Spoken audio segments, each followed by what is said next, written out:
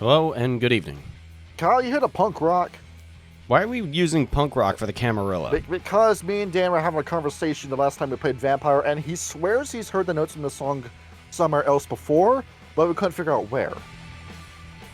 So there it is. And I know he hangs around the comment section, so he's probably going to comment the answers to what the song sounds like.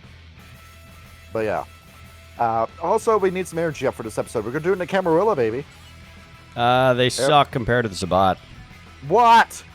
Well, yeah, actually, I do agree with you on that one. But the Sabbat is not sustainable by any means. No. It's They're not meant to be. That's the thing. They have an end goal in mind. I'm going to make a whole bunch of comparisons to middle management while we talk about the Camarilla, and you're going to find out why, because the Camarilla sounds like a never-ending shareholder meeting when I describe them as a faction. And the Sabbat are way more entertaining, but there's no way the Sabbat's going to be built to last, and it's not supposed to, because there's a bunch of Gehenna accelerationists start killing elders and are going to start Gehenna before they know it. You're idiots. People want to play the Sabbat because they want to be vampires and on trench coats. Now, everybody wants to be Anarchs, Archie. Like the Anarch games, those are the ones I see the most on World 20 if a game's starting up. Of course nowadays, because where the original intention with first edition is that you're supposed to only play as Anarchs in that game, and you're going to be put under constant pressure between the Camarilla and the Sabbat. And if you caved into either two, that was a lost condition when the game first started. Or a sovereign. That sounds like a lot of barnacles. well, that's kind of the whole thing with Vampire the Masquerade, where it started off with personal horror before it became more of a political horror. And we did a whole video about that, too. But we're here, we got Kyle, we got Ryan, and we got Archie for another episode. Hello, Archie. Archie, he's very excited to talk about the Camarilla. This is his favorite. This is also a point where you counter-signaled me about that. Alright, let's go ahead, let's get into this. I have much to say about the camera. He's got a lot to say about the Camarilla. He's been working a retail job his entire life and he hates it. He sees a lot of the Camarilla in that. I can't blame him. Fucking retail sucks. Well, Kyle, imagine a retail job that you can't quit, because if you quit, you will die in a matter of a few days, either by hunters, anarchs, or Sabbat. And you'll never get promoted, because the only position you can get promoted into, a guy that's been alive for 1,000 years already has that job, and he's never going to die. How different is that from nowadays? Yeah, that sounds about right. That's what's going to happen the minute that Bill Gates figures out how to live forever. He's going to live for 100 million years. We got to invent the DNA scrambler from Cruelty Squad. That's what's going to happen, and these rich people will never go away. I will be here forever, he says.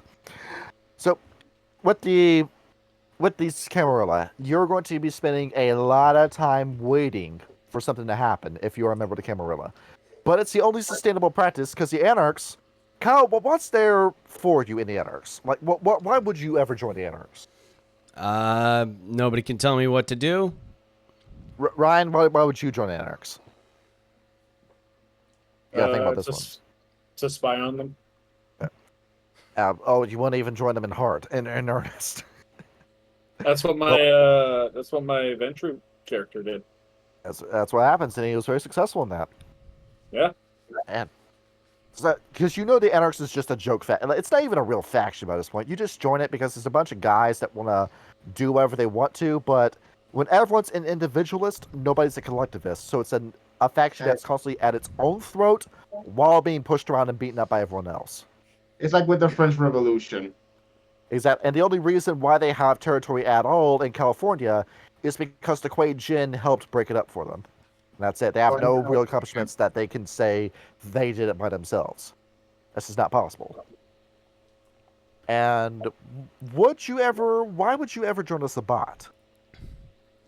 Because you see that Gehenna is inevitable, and you realize that the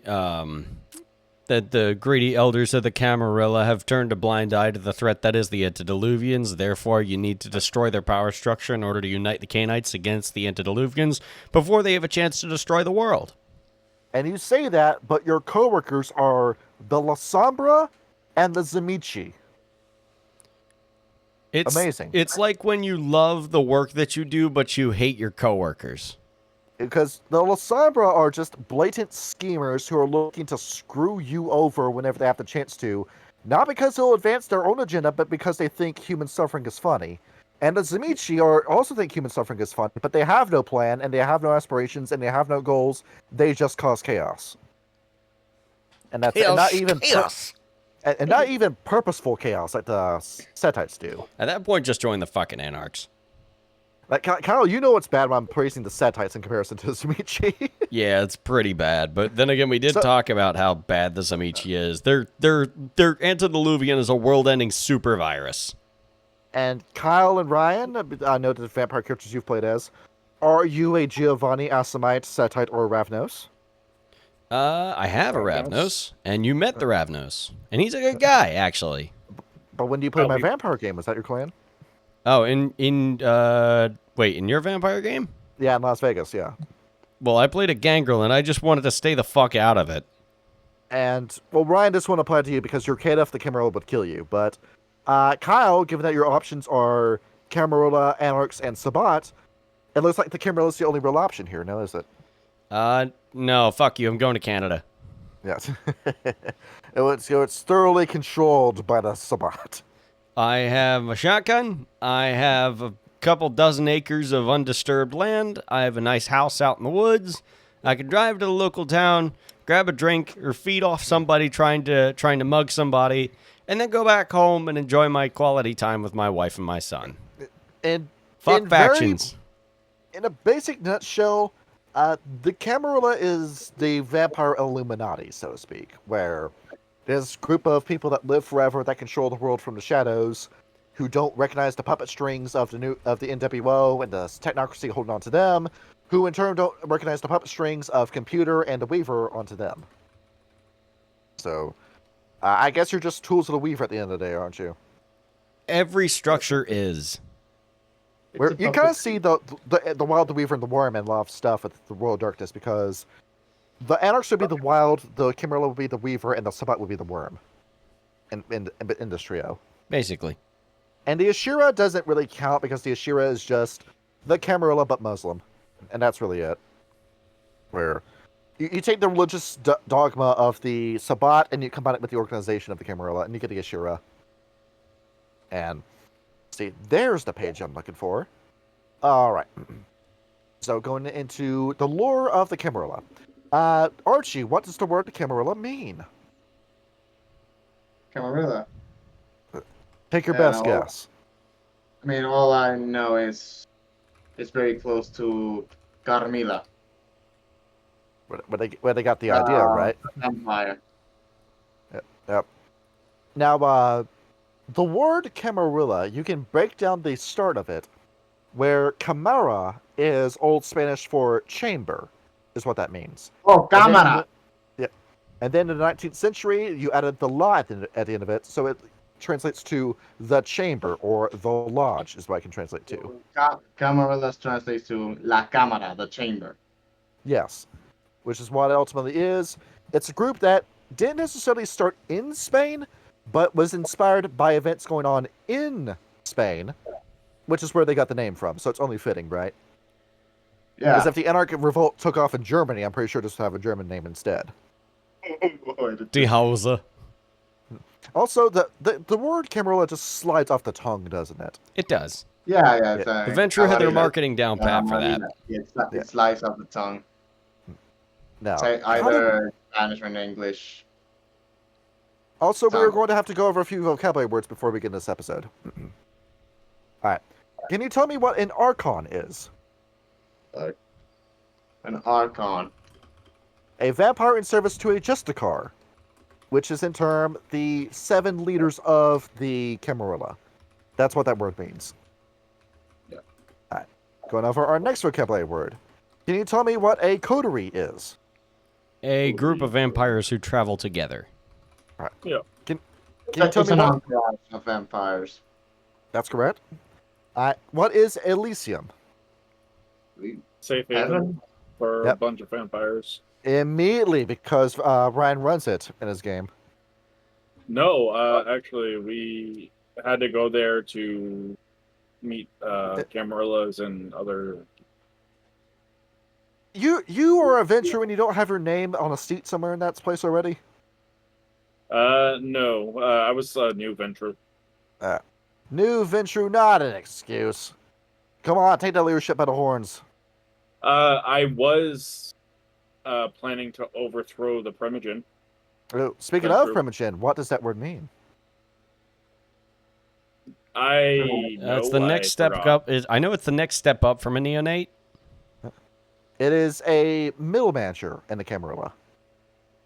Yeah, the And second. what is and the for prin- the manager of the Camarilla, in terms of their domain, the city that they control, what is that word? It is a Uh, prince. Yes. yeah. Yes. So I knew that's that. that's very basic vocabulary, just so you can know what these terms mean, in case you're brand new to Vampire the Masquerade, in case you're a new viewer who's not subscribed. Going into it. And we don't really need to go over the vulgar stuff, because that will almost never come up in your game. Also, before we begin, we have one more word to go over. What is an autarchus? Park. I couldn't A tell you. vampire who has disregarded all factions and has gone off by himself. Oh, That's bet. what that means. So hang on. What was that again? Autarchus. Oh, hell yeah. Autarkis. Oh, that's what I am. Look at that. You need to go to Vancouver if you're going to sustain yourself as that. I'm not too far. I'm about a couple hours outside. I'm in the next county over, but it works. So, quiz time, everybody. Who is Hardstadt? Hardstadt the Younger is a venture prince who's been around for a very, very long time. We talked about him in the venture episode, I believe. And the founder of the Camarilla. Yes. But he is also a massive fraud. So our story begins with him. So before Hardstadt the Younger, his sire Hardstadt the Older was a guy that owned a kingdom in Spain back in the 14th century, the very early 14th century, where he was the guy that was thinking, maybe in order to help unify ourselves against rising Inquisition, we should have, instead of it being my clan versus your clan, all of our clans team up and we watch each other's backs and keep ourselves safe from these human hunters. It sounds like a good idea, doesn't it? Yeah, all this. The moment vampires grow comfortable, that's when humanity strikes. Oh yeah, that when things start looking too good. Yes. And Hardstadt the Older would have gone through with this plan, but a certain Bruja killed him. Do you remember her name? It's the Bruja. Those nasty witches, it's always them. Yeah, it's always them. You got a good thing going in, the Bruja have to ruin everything, right? Yes. Where it was the Bruja S. Tyler. It's a man's name, but it's a woman. She named herself after her husband, Wat Tyler, who died trying to free a bunch of people in England. She did not take his death very well, took on his name as her new identity, and made it her mission to destroy authority wherever she saw it. So just So not really a force of chaos so much as just rebellion personified is who she's become. Yeah, Now, I is hate Bruja so much. it's been a very long time since you can put Bruja and respectable in the same sentence about each other. Now, question: is Tyler still alive? I hope not. She is, and she's in Chicago. Lol. Damn it. Now even. As after all, she's the woman that fought Menelay, and that's the reason why Chicago is a crock of shit in the setting. Because of her. Yes. She's very pretty, but also very, very bad. And she still has blemished skin from how young she was embraced. She's very much Greta Thunberg, basically, in a nutshell. Is she? She kind of looks like her too. Hold up. No, hang on. Do you have a picture of her? I gotta say. You want to pull this up? Please. I don't believe you. You don't believe me? Yeah, man. Let's just pull up this. Rarely, if ever, do I believe anything you say until I have written proof. There it is. Yeah, here's your picture. Holy shit, she actually does. Yeah. What the fuck? That is the quintessential Bruja right there, in all We're honesty. living in the fantasy world of a teenage girl who Jesus doesn't understand Christ. reality.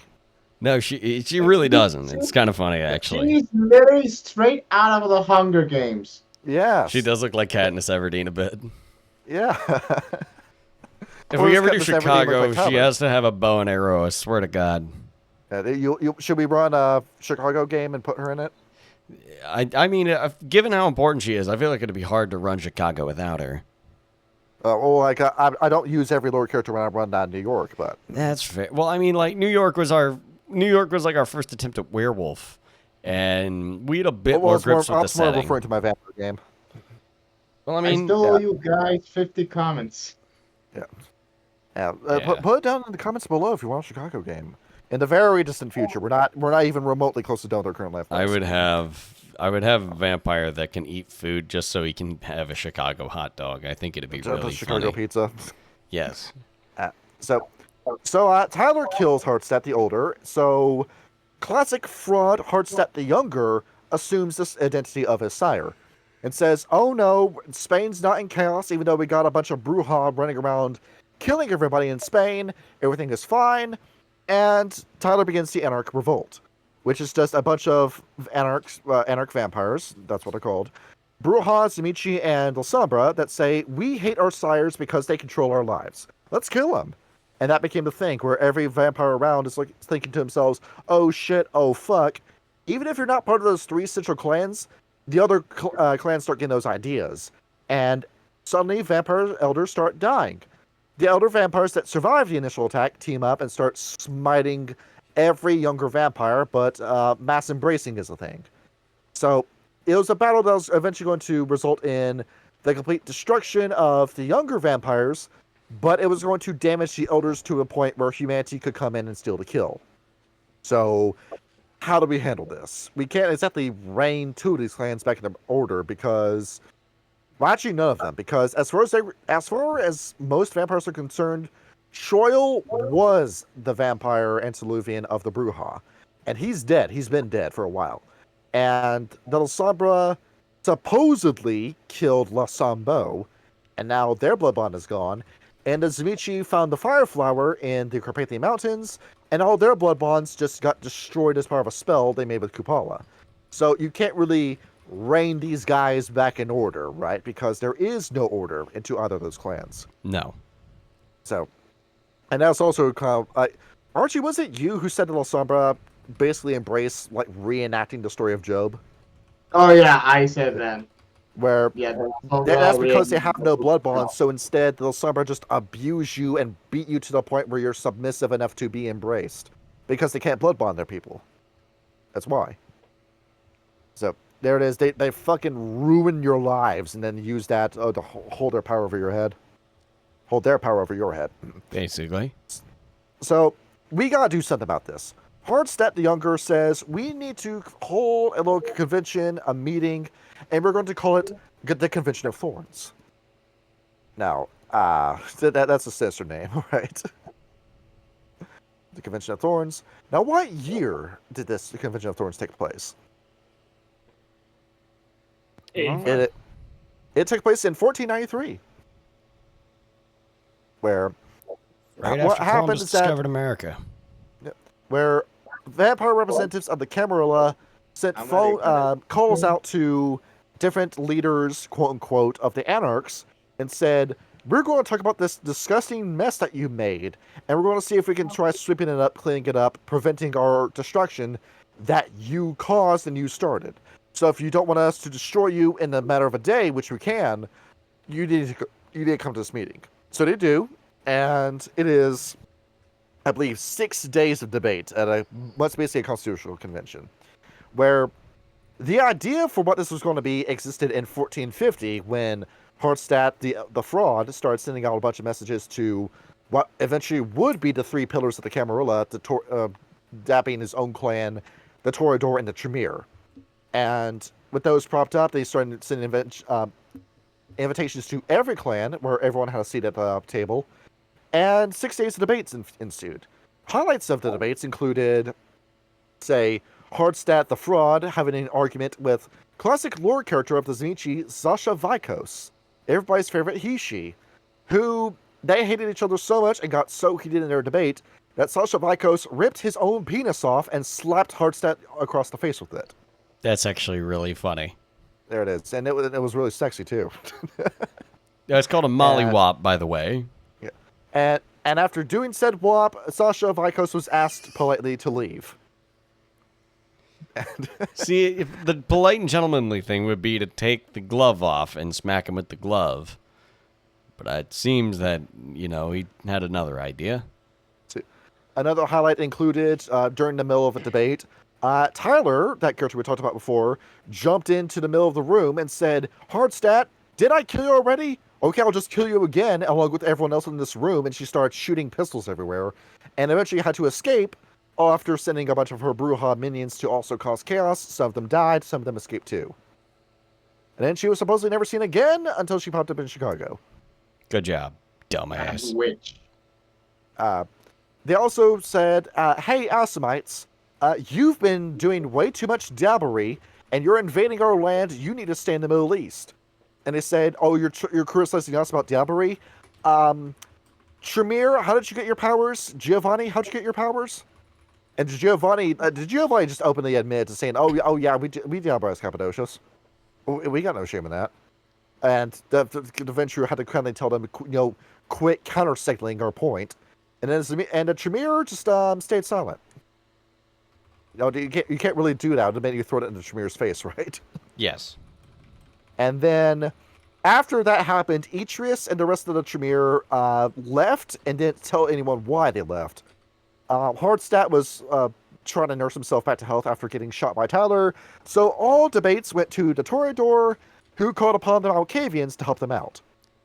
And while they were debating, they eventually managed to lay out the groundwork for what would become the Camarilla. They said, Malkavians, you're doing a pretty good job. You get to be a part of it too. Who else should be a part of it? Nosferatu. I know you're not really big on the whole Camarilla idea, but we're going to put it too straight. You're too valuable for us to leave alone. You got to be a part of Camarilla. And they said yes, only because the Camarilla directly benefited them. The Nosferatu are a threat when you least expect it. Absolutely. The Nosferatu are going to come back in a big way in a minute. And what other two clans got invited? The Bruja, who had nothing to their name by this point. And the Gangrel were invited, but the Gangrel said, put us in as like a Schrodinger's member kind of category. We'll be members, but we're not members at the same time. We're more like a third-party contractor that you'll call in case you need our help. But besides that, we're just going to go off into the woods and continue to do our own thing. And the based Gangrel being based again. They looked over at the Ventru. The Ventru said, "That's good enough. We got them on our side," and they checked off the list. The Giovanni said that the Giovanni were invited to join, but the Giovanni said, "No, we're going to do things our own way. We actually don't need you. We got our shit sold out by ourselves." And they just left the debate after that. Nah, I'm gonna do my own thing. And the last clan to be invited were the Setites, who once again said, "We're a little bit too big for this. The Camarilla is beneath us as a religion," and they left the debate too. And they're also saying, well, we want Clan Assamite on our side only so we can keep Clan Assamite on a leash, and the Clan Assamites weren't having any of that. So instead, they write this whole agreement saying, okay, here's the thing. After we're done debating for 6 weeks, we are going to say, Assamites, everything you're doing in Europe is now illegal. You cannot diabolize. We're just going to decide that for you as a clan.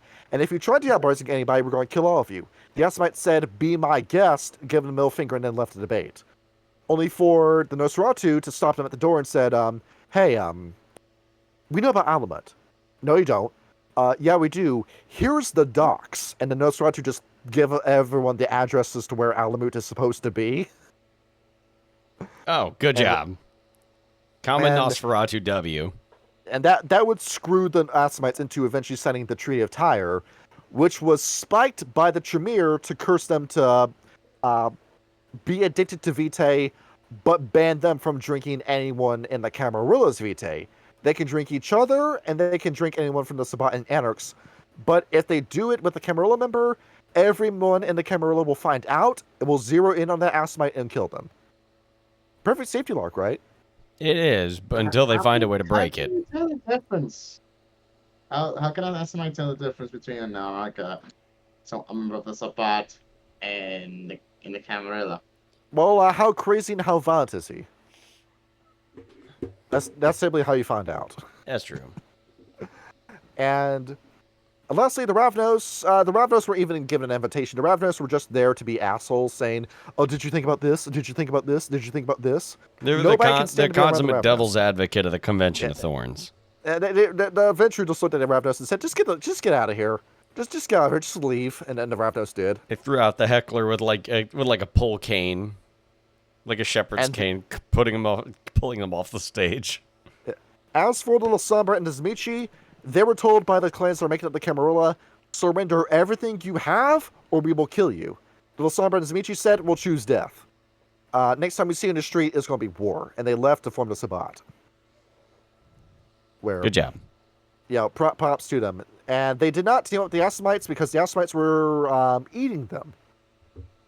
You know, if we had an Assamite in that Miami game, the entire party would be sweating the entire time. You better hope. Well, Luis Ramirez in Miami at that point would still just be like a regular guy. You'd just be a regular cartel member. He wouldn't have been embraced yet. In this Sabbat, the Assamites are violent psychopaths. You can't reason with them at all. They're like rabid dogs coming to eat you. And well, yeah, that's how you played them, right? I do what I do very well. Thank you very much. And now we have the Camarilla. Great. First order of business, stick your heads down, stay out of the news, stay out of the public eye, don't draw attention to yourself, just don't fuck it up, and everything will be fine. Easy, right? no, terribly, terribly hard. And so So easy. Vampire the Masquerade was born.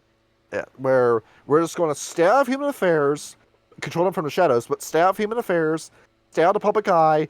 If someone messes up, we're going to come in, we're going to help you clean up your mess, we're going to sweep it under the rug, kill anybody that needs to be killed, anybody who knows too much. And with that, it worked, didn't it? Because the Inquisition flamed out and only ever existed in East Europe, where by that time the Lasombra and the Zmichi were so locked in that you could not chase them out. How many years have the Shell Lords been trying to fight the Zmichi? Since their For how long? inception. And they still haven't won that fight, right? Nobody can unless No. unless the progenitors find a Zamichi and then use it to re-engineer the virus to kill it. Unless you gene bomb the entirety of the Carpathians. And the Shadow Lords messed up big time by lying about they didn't kill Dracula. They didn't kill Dracula. No, Dracula got Bram Stoker to write his autobiography, too. He thought it was funny. And The first well, chapter basically talks that's it. about- There's not really like a history section beyond One lawyer. the tree of the thorns. You know, the first chapters of Bram Stoker's Dracula, it's just Dracula obsessing over this one lawyer. Yeah. It's as you do when you're being sued, right? You find out who the district attorney is, and you cast a spell on him. There's the Styx, Hex, and Hammer Dracula, Kyle. I've killed people with magic, not with my own hands, but with spells. And yeah, that really is it in terms of history with Camarilla. I actually don't have anything else to talk about in terms of history. That's basically it. Yep, easy peasy. Well, we should probably talk about how they gained land, like what territory they had at the time. Where, up until the War of 1812, what were they limited to? Mostly Europe, I imagine. What half of Europe? The western half, because the Convention of Yes. Thorns was held in Italy.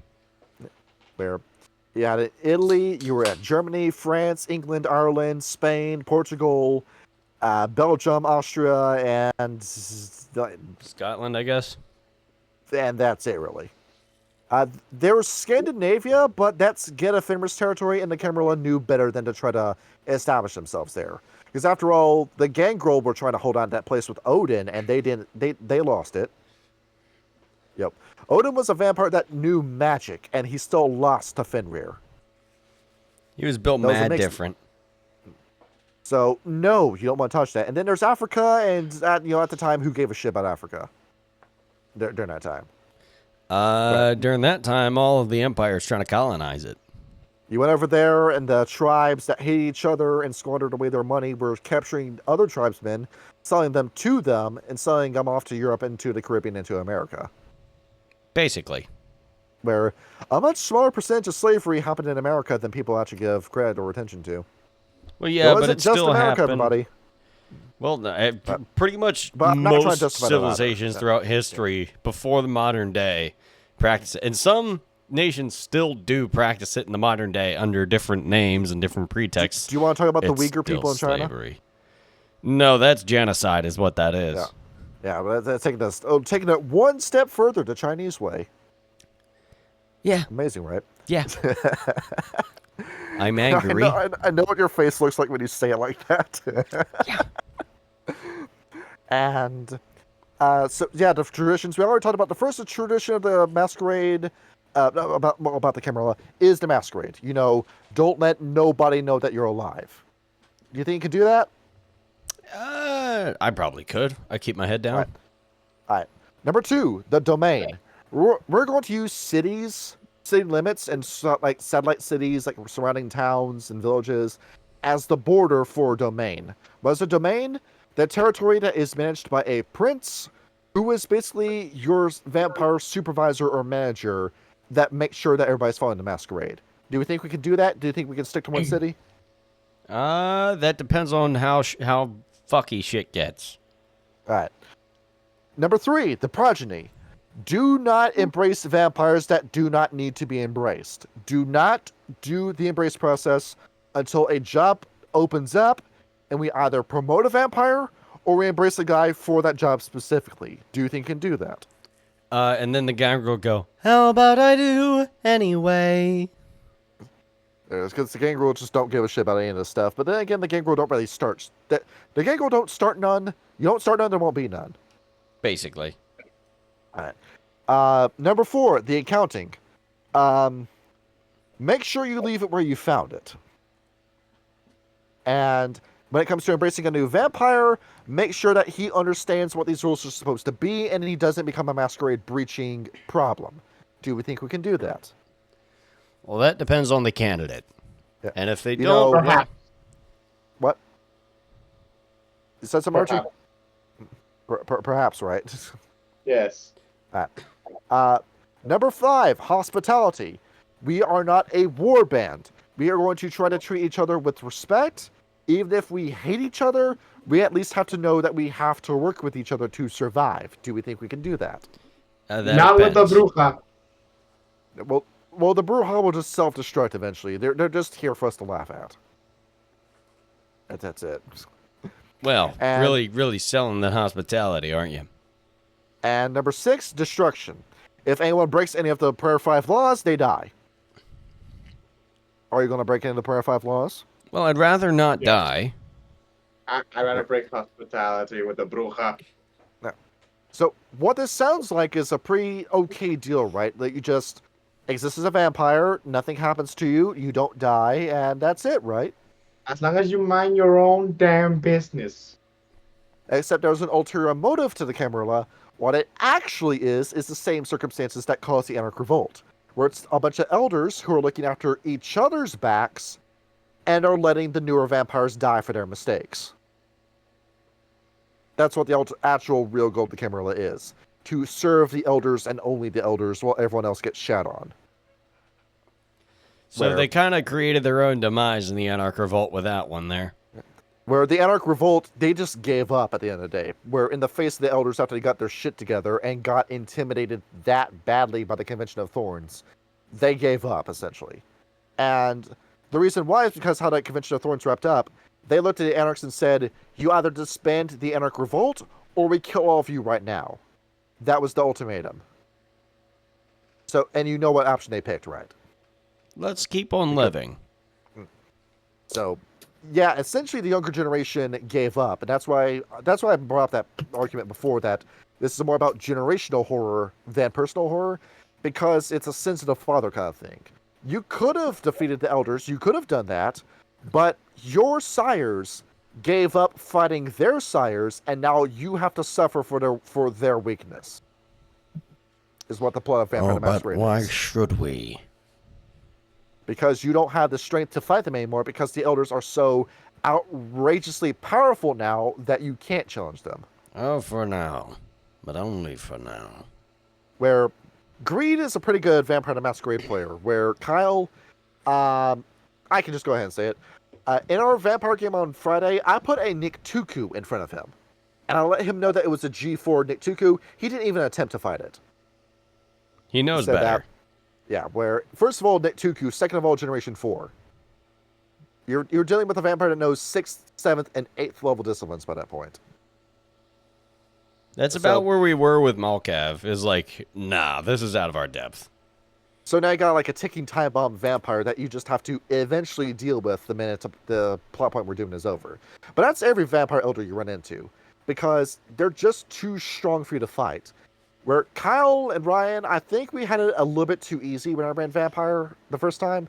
An elder vampire could have taken you on by himself and won against that coterie that you had. Yeah, but we didn't know. That was our first time doing it. We wouldn't have known how to balance it. And I gave you way too much experience points in that game. Way too much. I am learning that currently. Should not have been that strong. Oh, but he was. He's outrageously powerful. Yeah, that's essentially the 6 levels of the Camarilla for you right there. Now, how does the Masquerade work? What happens if there's a breach? Does anyone know the answer? You immediately get killed. Well, not immediately. We gotta see how bad is your mistake, and can we wrap it up? Is it like one guy that saw you feed off a vampire, one guy that saw you feed off a person, see you do that, and he told someone else? Or did the guy that you feed off of stay awake the entire time, and now he knows you're a vampire?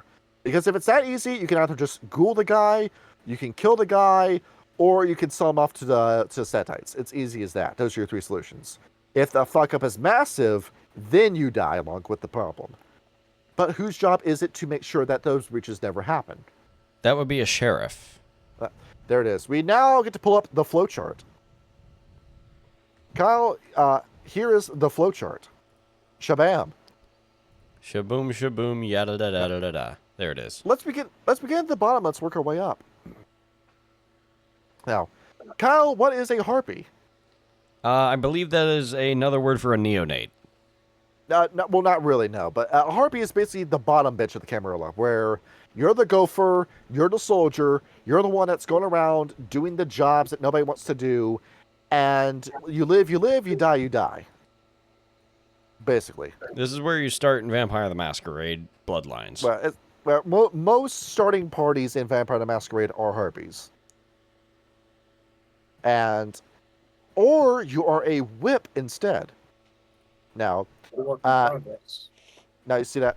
The whip is basically the personal bitch of a primogen, where it's yes, Master Primogen, or of course, Master Primogen.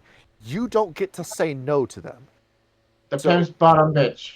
That sounds like a terrible way to live. You're not even your own person by this point. You're just an extension of the Primogen's will. Is what you are. Well, I'd be really bad at that. And speaking of which, who is a Primogen? Me. Where the Primogen is basically your assistant manager in the Camarilla. Where this is the guy that you're answering to more often than not. Where he's got orders from the prince. He gives those orders to you. He says, if you want to blame anybody for it, don't shoot me for it. I'm just a messenger. Talk to the prince about this. And then usually you never do. But the Primogen is who you're getting your orders from the most in a Camarilla game. Or you're answering to his specific part of the plot. Part of the domain, sorry. Plot of land is what was on my mind. We're running a Sabbat game on Fridays, but I have 4 different bishops in that. The one that my players are answering to the most is a Toreador. Where how that works in the game, where it's basically the same thing between the two. Where this person comes to you and says, hey, this is your mission for today. This is what needs to get done for today. This is either the Primogen's own will or something that she was told by the prince. You didn't have to fulfill that and make sure you don't breach the masquerade or cause a mess while doing so. And this is your standard loop of gameplay in Vampire the Masquerade. Because most games by this point are Camarilla games, or you're doing, like, now that the Anarch's have been glazed to hell by Justin Akili, your Anarch game, where there is an organization and the game just falls apart. So a sustainable vampire game uses the Camarilla format. Alright. What is a prince? Basically, your supervisor, isn't it? Yes. That's basically what the role is. They have a domain, they keep a look on it. Where his job is just to make sure that you don't fuck up the masquerade. That's all it is. You just keep the machine running. And it's easy enough, right? You get to be your own boss, maybe? Not necessarily, and also there's a lot of other things that can go wrong. It's an escalation of responsibility. And you also have to keep a direct eye on your Seneschal, who, you know what we just said the whip is to the Primogen? Seneschal is that to a prince. Work in progress. Yes, where in most Camarilla games, you won't even get to see the prince. It's the Seneschal that you're talking to for most of those interactions. And then who is the the keeper's kind of like your councilman, but like the keepers of Elysium, where they're in Vampire HQ all day, every day, filing the papers, making sure people are doing the laws, making sure the money's coming in, the money's going out to the right places. Essentially, your treasurer or your accountant for the Camarilla is what a keeper is. Also, a chancellor is what it's also called. Kevin. Well, the Chancellor's deals more with the material stuff. The Keeper deals with Elysium itself, to clarify the difference between the two. And now a Sheriff.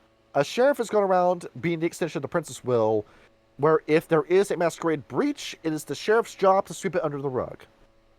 Now, a lot of players want to be a Sheriff. I don't think you realize just how much work the Sheriff does.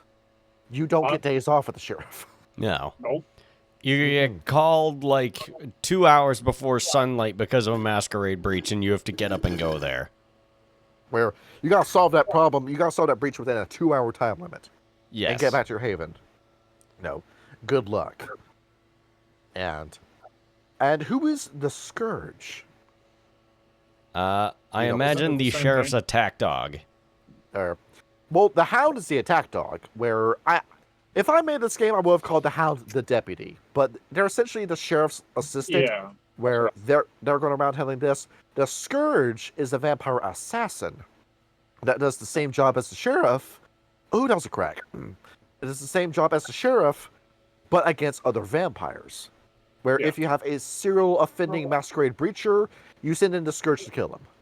So this is where an Assamite would thrive if ever they made their way into the Camarillas and Antitribute. Yeah, if they renounced Hakim, if they renounced Islam and they worked with the Camarilla, that's what they would be. So Banu Hakim could be. Yes.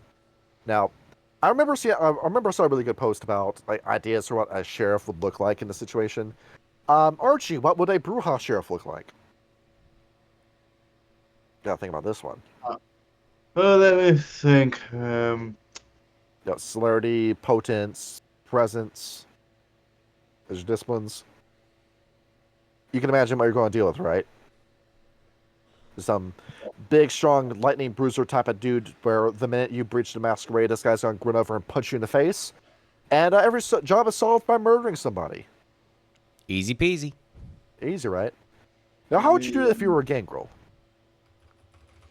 You're a dog. I would use the animalism to As a use them gangrel, to scout. you're just a dog. No one would just suspect go a dog. Or a horse.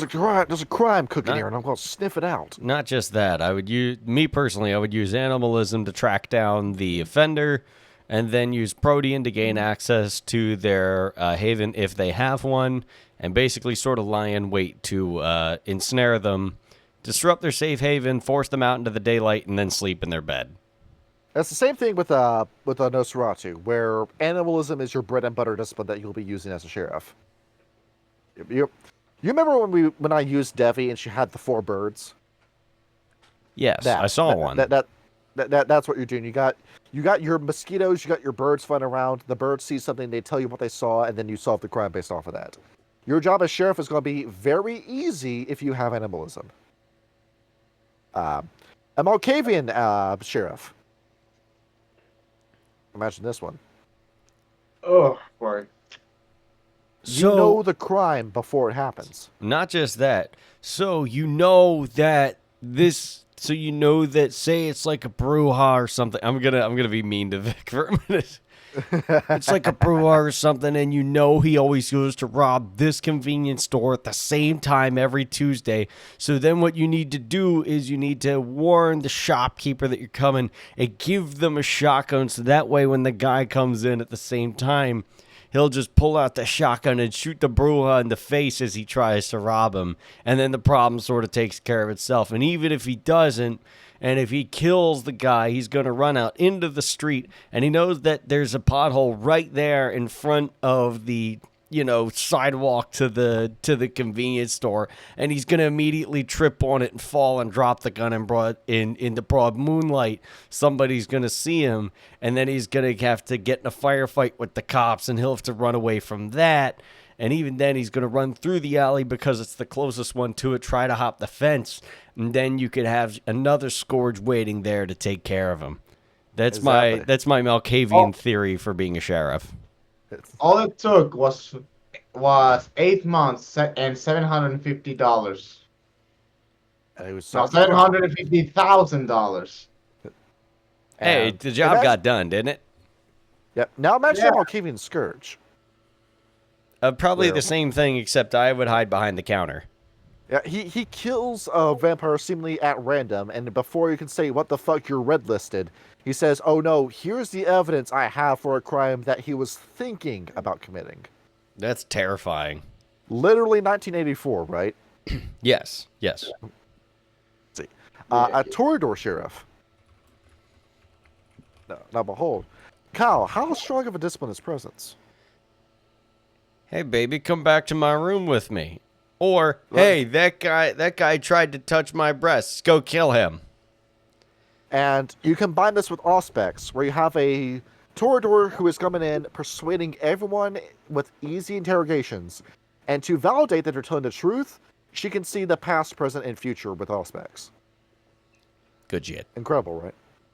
Easy peasy. A Tremere sheriff, you don't even leave the office.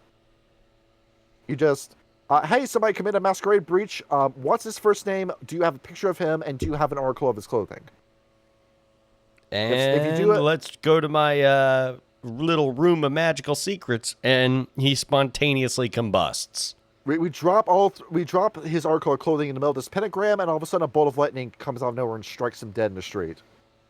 And then the headline reads, man struck by lightning in a freak accident. Scientists say there's a 1 in 20 million chance of this occurring. There it is. You don't mess with the Tremere. You don't mess with these guys.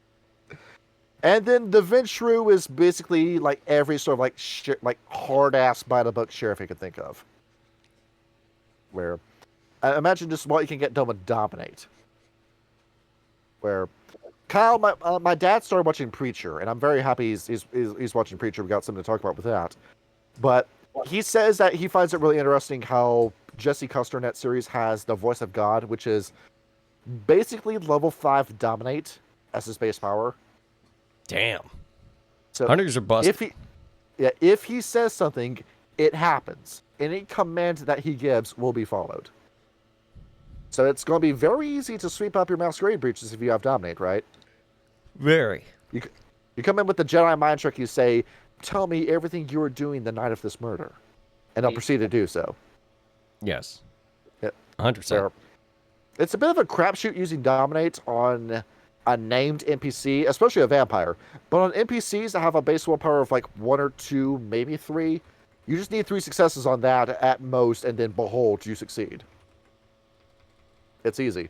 Dominate is a very easy discipline to have. Just don't ever use it in a fight. You'll go and get killed if you do that. Now, who does the prince have to answer to?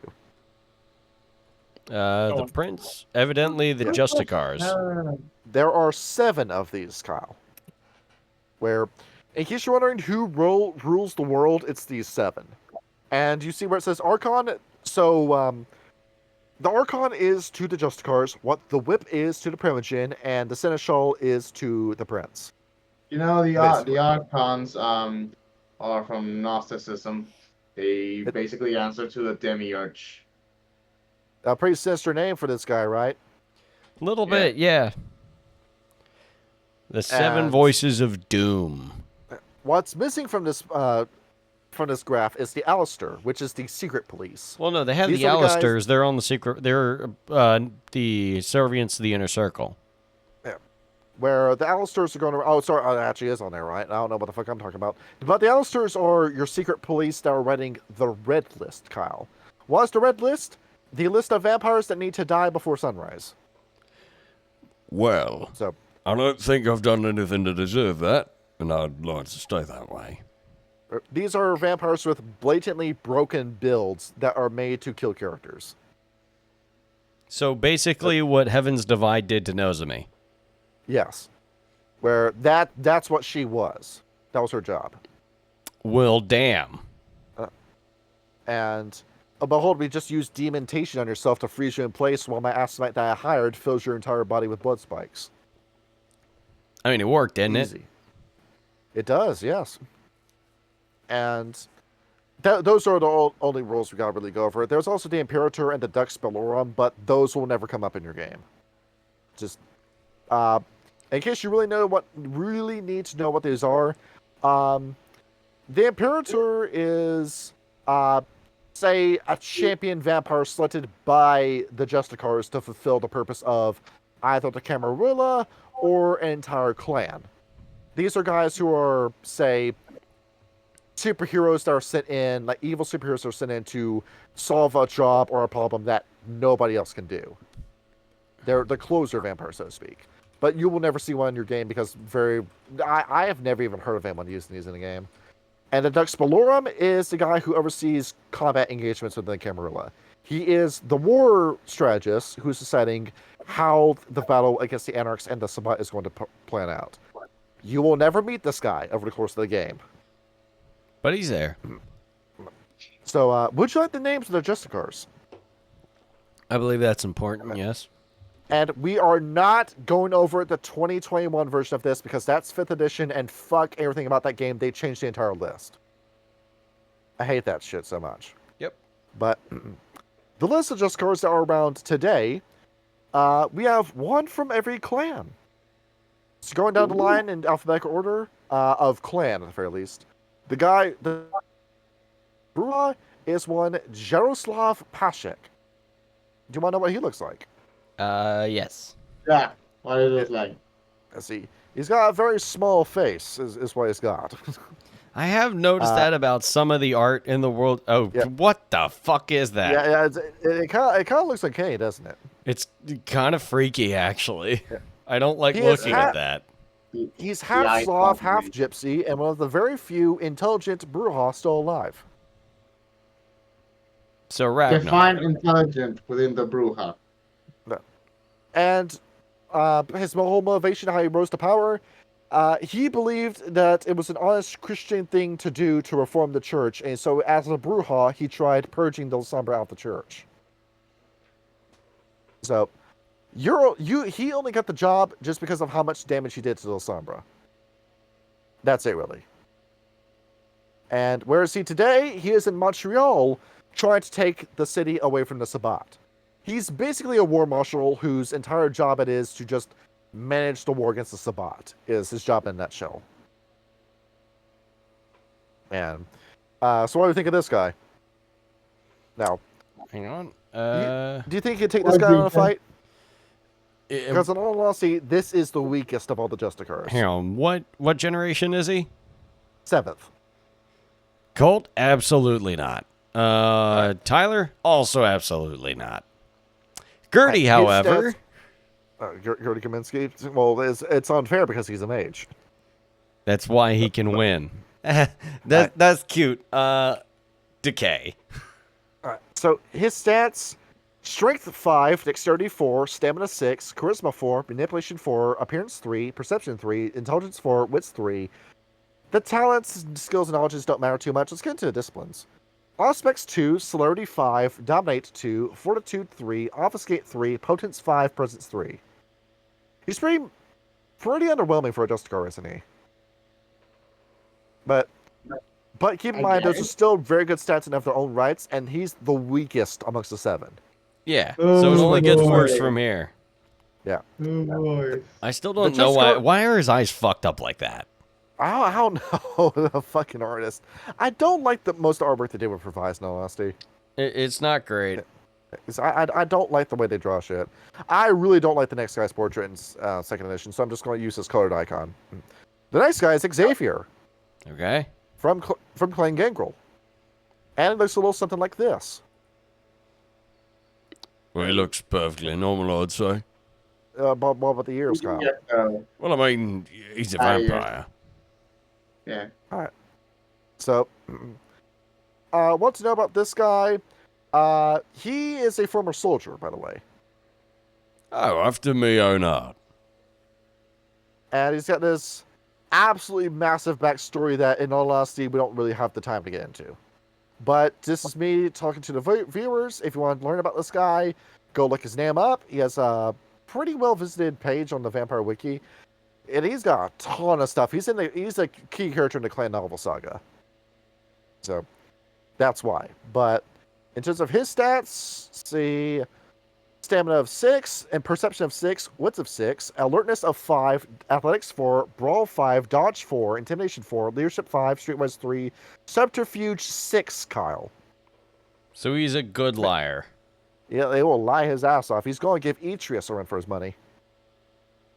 So, and his disciplines, even though he's only Generation 7, a Bombway 4. Now, Kyle, what is a Bombway? That is a discipline that is specific to, believe, one of the African gangrel. Yeah, the Libon. Yes. Where what that does, you know your risk of frenzy, you know your risk of the beast, that turns it off. Oh hell yeah! I need that shit. Wait, On top of it, he's got Animalism 6, Auspex 2, Celerity 3, Fortitude 6, Potence 4, Protean 6. This guy just switched off the beast. Yeah, he can with a Bob by 4, basically. So that little voice in the back of your head telling you to go ape shit, he can just ignore that. I really need that. That'd be grand. And if you want to try to dominate this guy, he's got 8 points of willpower. So, you know, you're going to need 8 successes on dominate in order to control this guy's mind. Crazy. So, yeah, this is a pretty sound mind. He's also the rare intelligent gangrel. You see why he has a job. All right. Next up, Clan Malkavian. We have Maris Streck. Streck. S-T-R-E-C-K. Streck. That's her name. Right. Alright. Okay. Let's see, And she was a Justicar up until 2003, when it was discovered that she was allying herself with other kindred to create a slavery line of Diabolist. She was capturing other vampires off the street and then selling them to Diabolist. And she looks a little something like this. That's unsettling. I was expecting from Malkavian. That emo as hell, isn't it? Well, that was the thing back in the day, wasn't it? And it shouldn't surprise you that she's German. That's Yep. not surprising. So she's this villain the entire time where if your game directly involves Justicars as a plot point, this is your villain. This is the villain that you're going up against. So, not to go flood you with stats again, ironically enough, Kyle, does she have dementation? Probably 1 point at least. No, she doesn't. Oh. She has Interesting. dominate instead. Oh, so she's Now- an old Malkavian. Yeah, she was around for the Great Prank. Jesus Christ. Yeah, it is. She's been around for a long time. She's only Generation 8, but she puts up more of a fight than our Bruja friend did. Well, like you said, the brewer was the weakest of them. Yeah. And what's keep her alive this long? Auspex 5 and Obfuscate 5. That'd do it. Yeah, so good luck tracking her down. On top of that, she has hallucinations that talk to her and warn her about danger. Well, I didn't plan on tracking her down anyhow. Seemed a fool's errand. Yes. So it took the other Justicars to team up and track her down and kill her. She's that dangerous, so to speak. And she dies as part of the events of Gehenna. And who is next on Nosferatu? Cock Robin is the man's name. What does he look like? Kyle, are you ready for this? Please. I would love to know what Cock Robin looks like. He looks like this. It looks like a Robin. That A very ugly Robin. Okay. Yeah. And Kyle, if you want to know what that face looks like from the front, here it is. Oh Jesus! Oh! Oh my Jesus Christ! Holy fuck! Yeah, the embrace was not nice to him. No, you're fucking telling me, Jesus! The Birdman. That is a gnarled up dude right there. I'd have trouble talking to that motherfucker. And you want to know who his star was? Pertrodon. He's what generation now? Dear Lord, like So- from the side, it's decent, but I am not looking at this guy. He's I'm not- creepy, isn't he? Yeah, he is, but he's yeah, a looking at Nosferatu, him from so the front is creepy. From the He's side, like it's ger- decent. he's Generation 7, and he's the newest of the Justicars. He got his job in 1997 after the old guy died. well. And in his will, he wanted Cock Robin to be the next Justicar. Now, what was this guy's life beforehand? He was a silversmith in colonial America. He made spoons and forks. And now he controls the world. I used to work in a shoe factory, and now I'm in charge to the Well, workers of basically, the world. He runs the whole world's industry of silverware. He And- probably does. And honestly, with a lot of Nosferatu characters, he's actually a pretty decent guy by vampire standards. That's why I like the Nosferatu. I mean, like, that's why when I wrote like cult post fucking post Las Vegas, one of his only friends was a Nosferatu. Now, it should be no surprise to you that this man has a appearance score of 0. Yes. He also has a strength of 6 and a stamina of 5. Also does not surprise me. And a wits of 6. Along with that, his talents, he really isn't built for combat, but his knowledges. Camarilla Lore 5, Clan Knowledge Nosferatu 4, Computers 2, Intelligence 5, Linguistics 1, Medicine 1, Occult 2, Sabbat Lore 3, Science and Metallurgy 4, Sewer Lore 5. He has a stat that is entirely unique to him, where this man has memorized every sewer system in America. Well, he's been around since America, so yeah. He has all the maps. Along with that, his backgrounds are going to make you swallow your tongue. Okay. Herd 6, Mentor 6, Resources 4, Retainers 5, Status 5. Jesus. This guy's got connections, all right. Yeah. He's like the godfather of the Nosferatu. And given his design, it should be no surprise to you that he has Animalism 6. Well, I This- mean, yeah. This man does not leave his office. His birds do everything for him. Well, that's good, because I'd rather not know what he looks like. So there we are. I'm going to keep putting And, on Colt's you wanna- voice just because I think it's fun. Anybody know how this man eats with a face like this? I imagine he picks out their eyes. He shoves his tongue and his beak through your eye and then drinks your blood out of your brain. Oh, Yeah, that sounds about what I reckon would happen. no. Yeah. This Fuck, kills mate. you. No matter what, this kills you. Yeah. That sounds a little rough, I'd say. Yeah, fun. Imagine like your Camarilla high level game where you meet this guy, your characters swallow their tongues, and it actually turns out this is the guy you want to talk to. I swear to God, this is just like a death. That'd be just like a death scene in Dead Space, where like the fucking where the Necromorph. the necromorph like jumps on you and like claws at your neck and sticks its like freaking claws up through your helmet. You know this guy. Oh, you want this guy to be a boss fight? Oh Jesus Christ! No, that'd be horrifying. Yeah. Where he's using Obfuscate. To give Haunted of Parenting the credit for where it's due, episode 3 really showed how scary it would be to find Nosferatu. Where, Archie, you know what I'm talking about. The scene where Kitten's trying to tell where he is, he throws his shoe and it just stops in midair. Yeah, Yeah, that scene, that really sells to Nosferatu. Next up, I believe we talked about this character before on the channel. Madame Guile of the Toreador. I think we have.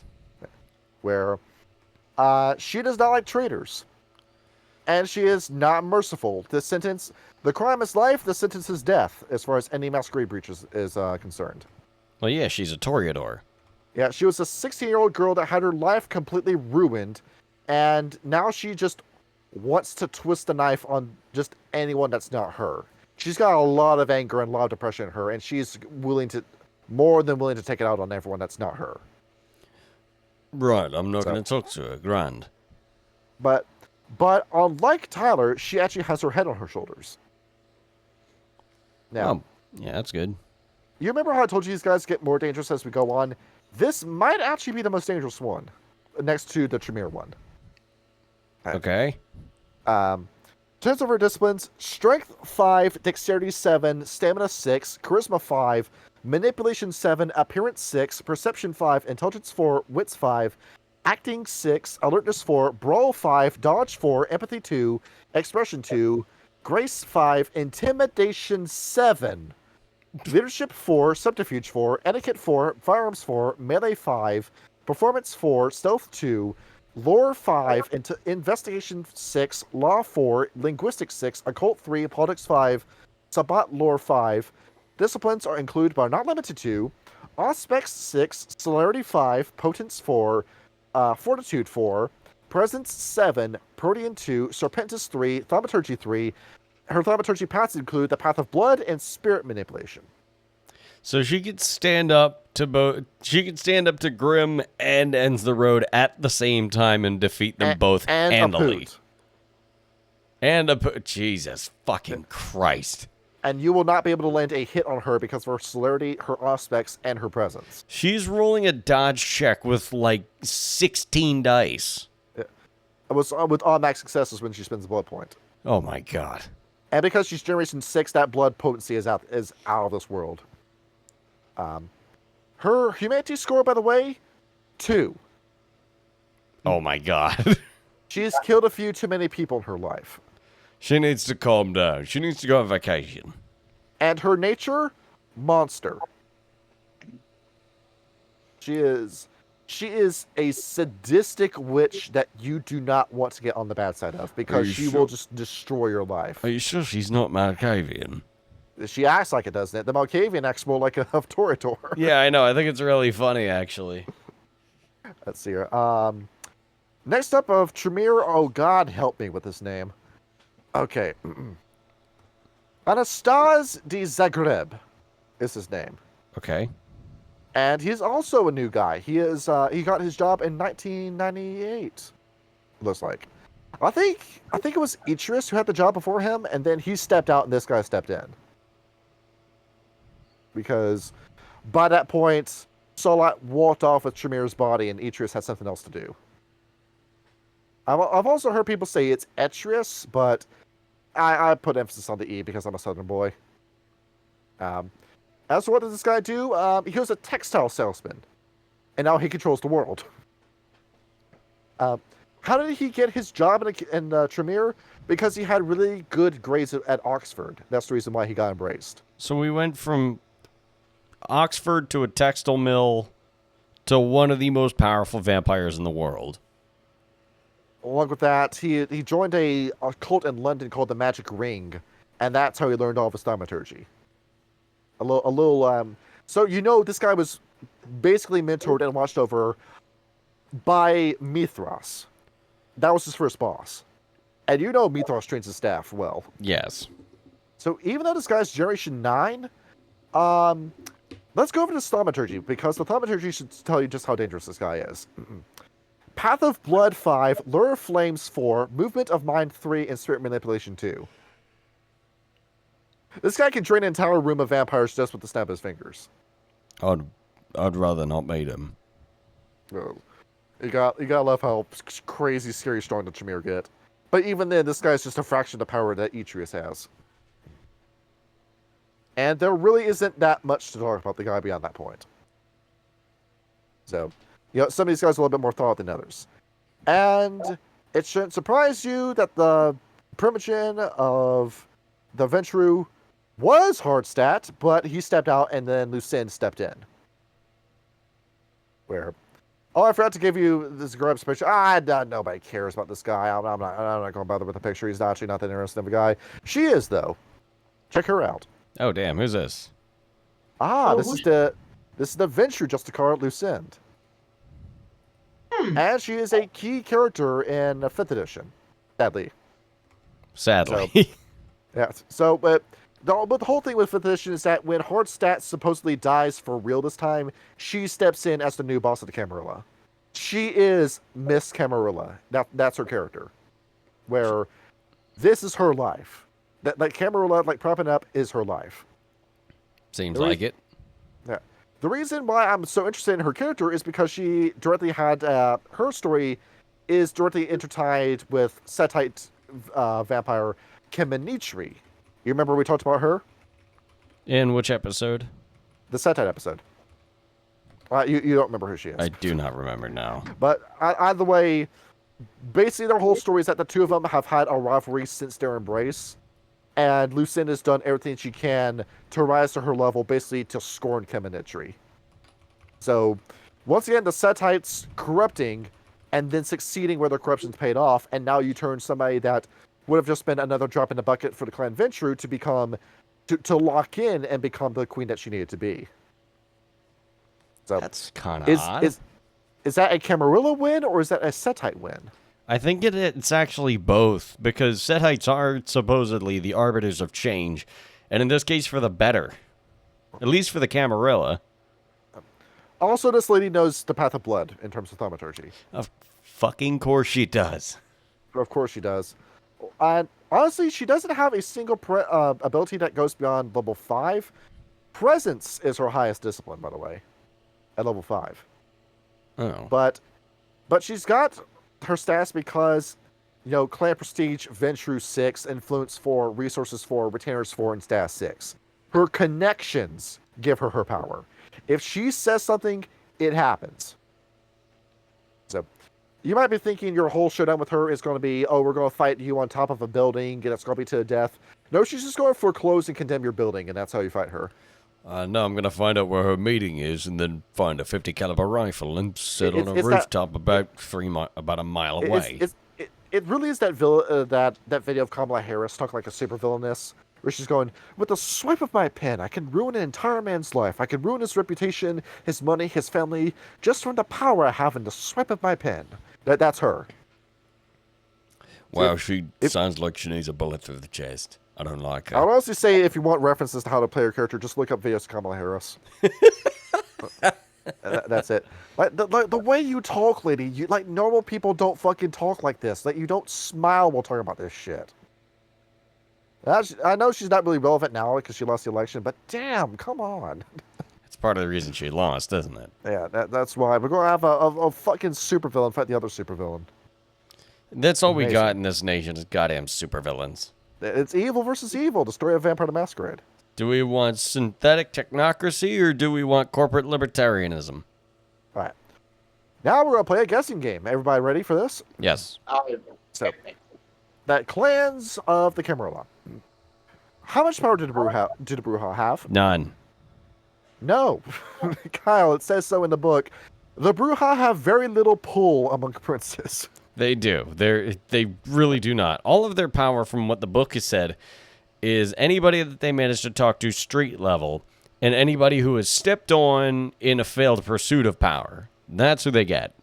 You essentially just get shat on your entire career. You get the table scraps. You are the bone gnars of the Camarilla. They deserve it. Because you don't have two brain cells to rub together. That's the reason why. And and all the young ones who think that they're starting new shit, they call the old and idealist Bruja just a bunch of do-nothings and lazy retired fucks. And then you get people like Ragnar that actually give a shit and then everybody Well- else shits on him. Your modern day Bruja are just tankies and skinheads, and that's who they are. Basically. Let's say that modern day Bruja are just Twitter users. No, wait, they're just Blue Sky users. That's what it is essentially. Yeah. But that's what modern day Bruja are. Now, why did the Bruja stick in the Camarilla anyway? To have efficient is it- foot soldiers. Yeah, because if they're so mad about Carthage, if they hate the Ventrue so much, why do they put up with this shit? It's because those Bruja have one good idea, and they know that they can't cut it by themselves. That you're a clan that's been in shambles ever since Carthage fell, and you have nothing to fall back on, so you might as well stick with the Camarilla because you have nothing to your name as a clan. Yes. Now, ironically enough, the Bruja tend to have the most humanity out of all the characters in the Camarilla. Also does not surprise me. Yeah. Because, they cling on to their human ideas like it's their firstborn child. They don't want to lose that. All right. Let's skip over to Gangrel for now. Let's go to Malkavians. They're suspect at best. It's hard to tell how much pull they actually have. Pretty much all their meetings are informal. They have no actual structure to them. They're just kind of hanging around, but the Camarilla tends to keep them around because they either seem to know everything or nothing at the same time.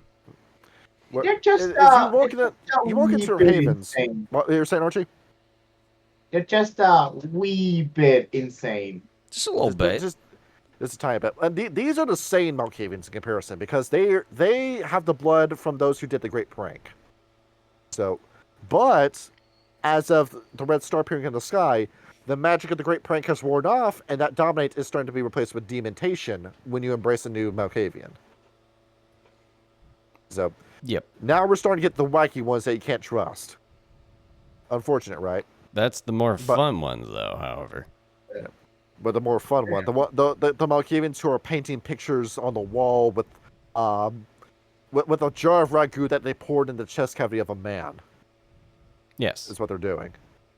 And do they make for good princes, though? No. Because it varies from city to city, it says the book. It's to some respect they probably could, depending on how severe their affliction is.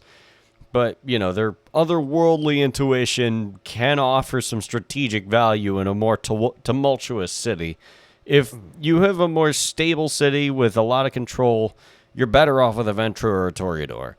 If you've got a lot of territorial dispute, if you've got the Sabbat or Garo on your border, you want a Malkavian who can adapt to unpredictable times. And how easy are they to organize? They don't. No. They just kind of show up, and then the Madness Network directs everybody else within a radius to that same Malkavian. They're there when the Camarilla needs them. Yep. They're saying, Ventrue, Tremere, Toreador, do you have any solutions to this problem? No? Okay, does anyone still have the Malkavian's number? Basically, yep. Yeah, call him up. We got to call this guy. We don't want to, but we have no other option. And then he shows up, takes a shit on the buffet table, pees in somebody's soup, and then goes, "Here's a brilliant idea. What if we did this?" And then they all look at each other after realizing that there's shit on the dinner table and piss in the soup and went, "That's a great idea. You're free to go now." Oh, thank God. I thought this dinner would never be over. Now, why do they stay in the Camarilla? It helps a little bit. And it's funny. Because with their infinite knowledge they get from the Madness Network, they know that this is the best thing out there for them. Yep. And on top of that, Malkav is playing a long game and is going to play his hand when Gehenna comes. It didn't really work in New York, did it? Yeah, granted, he didn't account for the other Antediluvians, and in every Gehenna scenario, he gets screwed over. Yeah, he can only, I think we talked about that when we were playing New York. Malkav can only see one future at a time. Yes. Where he has to guess which one is going to be the right option, and if he guesses wrong, everything falls apart. Exactly. Which he does in every Gehenna scenario. To the point where in Nightshade, he gives up and just goes along with whatever Set's doing. It's kind of funny, actually. Well, you see your best friend after a while. You say, "Hey, I forgive you for killing my sister. You got a plan to take over the world? Let's do it." He's like, yeah, okay, yeah, I might have overreacted, but here's what I got. And do the Malkavians have any complaints about the Camarilla? Not really. Yeah, like jury's out on this one. We don't really know what they're thinking either. Nobody does, and that's half the point. Yeah.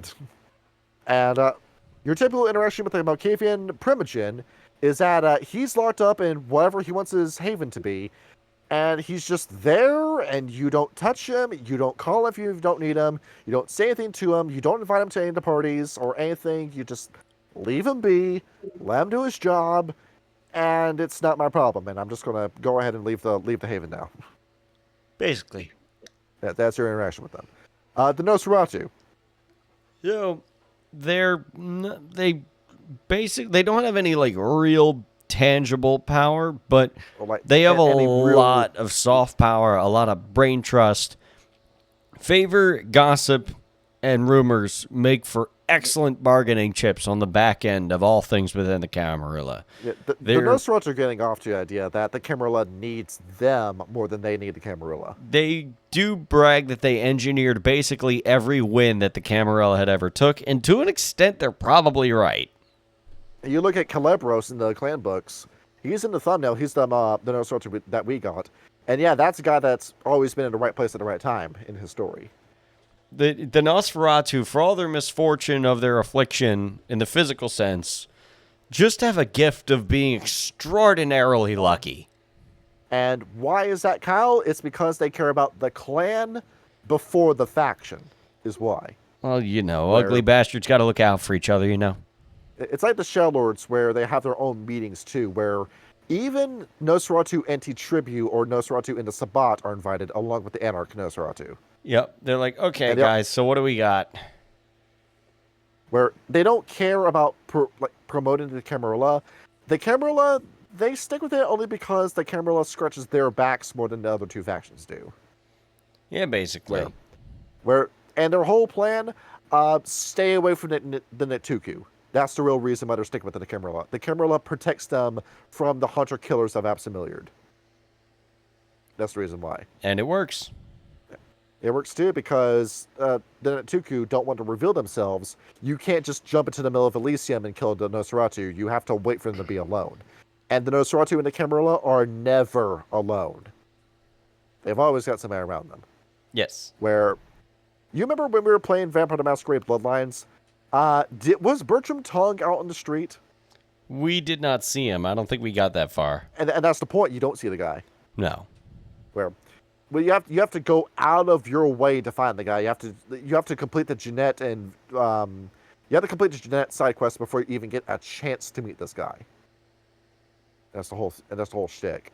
You meet his ghoul in time, Nox, who's got a big fucking mouth that's going to draw the attention of any Nettuku that's in your area. Oh, wasn't he the guy that we talked to like outside of the club? Yeah, he's like, well, you're a vampire, right? And it's like, immediately I'm like, dude, shut the fuck up. Keep your fucking voice down, you jackass. Oh, you're Bruja. I can tell from just talking to you. I'm going to fucking kill you. And how much power do the Nosferatu have? You said they got a lot of soft power. Well, how much soft power is that? All of it. They know everything. The last thing that you want to do is piss off a Nosferatu. You will ruin your career, get your house foreclosed, and then make everyone on the street spit at you when they see you. They'll dox you, too. Exactly. They'll say, hey, you pissed off our clan. We're just going to post the address of your haven online now. Yes. That's it. And then the Ravnos show up on your front door. Either the Ravnos or you just get swatted during the daylight and a fucking SWAT team throws open your casket in the middle of the day. Forcibly wakes you up, drags you out, you get smoked in the sunlight, and then the sheriff dominates them to forget the event. Exactly. And, of course, we've already talked about Nosferatu organization, where the Nosferatu are just a big family that scratch each other's backs, more so than the Camarilla scratches theirs. And they have their own secret meetings, too, along with ShrekNet, back when that was still up, where they have this massive library of network, where hopefully they save some of the stuff to their hard drives and on discs and CDs. Well, I mean, they probably got backups. Because it's really stupid to have everything in the cloud and then the cloud goes down. Well, yeah, and that's why you have a local Synology NAS to back it up. Yeah, so you want to have a lot of flash drives and thumb drives with you. Well, you don't even need a flash drive. You get a NAS. Well, either network attached storage. Basically, you have all your files saved to this little box that you can hook up to your local network and then use it on any device within your local network. Failing that, you could always just use an external hard drive. And do they have any real concerns with the Camarilla? Well, I didn't read that far. So, not really. What? Yeah, but they know that if the Camarilla falls apart, they're going to be fine. Yeah, they still got other Nosferatu to cover them. Yeah, as far as they're concerned, this is just something to do during the day. Yep, this is their day job, and it keeps them safe from the Niktuku. That's all they care about. And what are some practices and some customs within them? Usually they just keep to themselves, where we've talked about this in the Nosferatu episode, but they'll have blood pools, they'll pour their blood in the pool, and all the mosquitoes will drink it, and they'll just drop a rat in it, and the rat will become ghouled immediately.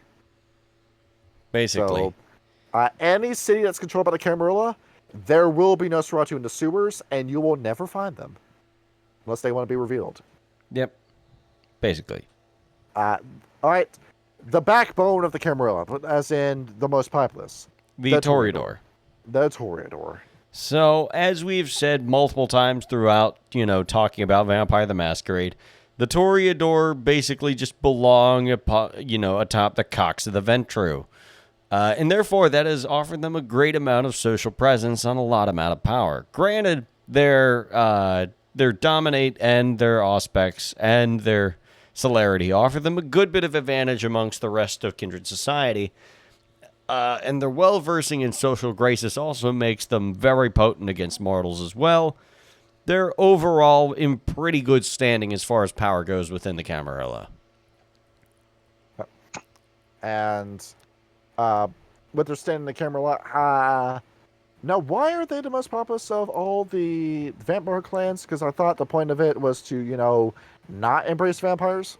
Oh, because, well, they're sirens, a lot of them. They just can't fucking help themselves. Nope, they're just like, wow, this person's really beautiful and I love their artwork. They should live forever to make more of it. And then they eat somebody, and he wakes up and he's like, what have I done? I'm now cursed with, living forever. And they're like, yeah, but think of all the books you can write. And they're like, oh, you know what? You're right. I can write a lot of books now that I live forever. And why does the Camarilla put up with this by this point? Because they're actually pretty damn good at what they do. And they got a pretty good eye for talent.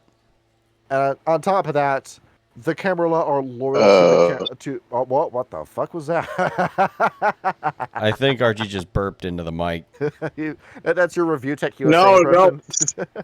Everything just went quiet on my side. That's not very Toreador of you.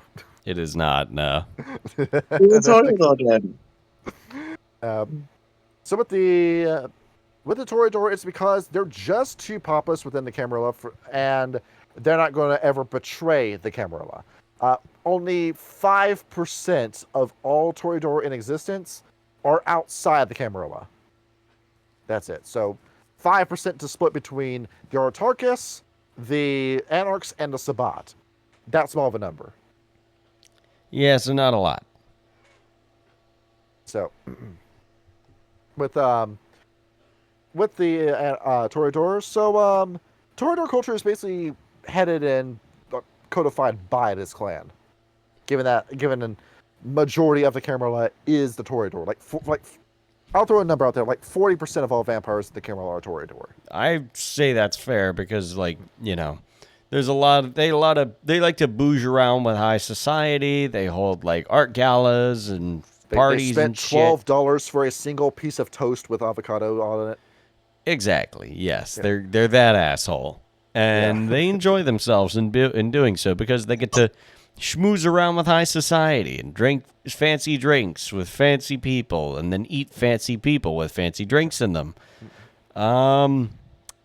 Yeah. So they basically just hang around different cliques of artist collectives, and they just kind of look at all the cool art and shit. And what do they bring in for the Camarilla? A lot of money, actually. A lot of money and a lot of people that are going to zip their lips and help maintain the masquerade. Exactly. They're really good at finding kindred. Along with finding new recruits and new ghouls and new Yes. connections for your status. Exactly. Like the one. And all their concerns are meaningless, petty bullshit that only applies to the Toreador and not to the camera as a whole. Yeah, basically. It's just... Yeah, Yes? the regent counter the parenting really needs a Toreador by her side. Where you have no talent. No, you have no talent. And that's basically every argument with the Tremere. No, not the Tremere, the Toreador. Kids, you're both just awful. The Tremere. Tremere. The boots of the boots of the relationship. Yes. They just kind of hang around in their little chantries doing their magic and shit. And yeah, they don't give a shit because they think that their internal power struggle is more important than the Camarilla's power struggle at large. Yeah, these guys and the Ventru, they are the Camarilla by this point. It's like Yeah. we have our own Archy, ivory idea? towers. Sorry, go ahead. No? You said something about Ivory Hey. Towers? Oh, I was Yes, talking to Archie. No. Whose line is it anyway? I'm gonna say, the Tremere, they're at their tower shooting spells down into the populace, making calculations and petting their cats. Basically, yes.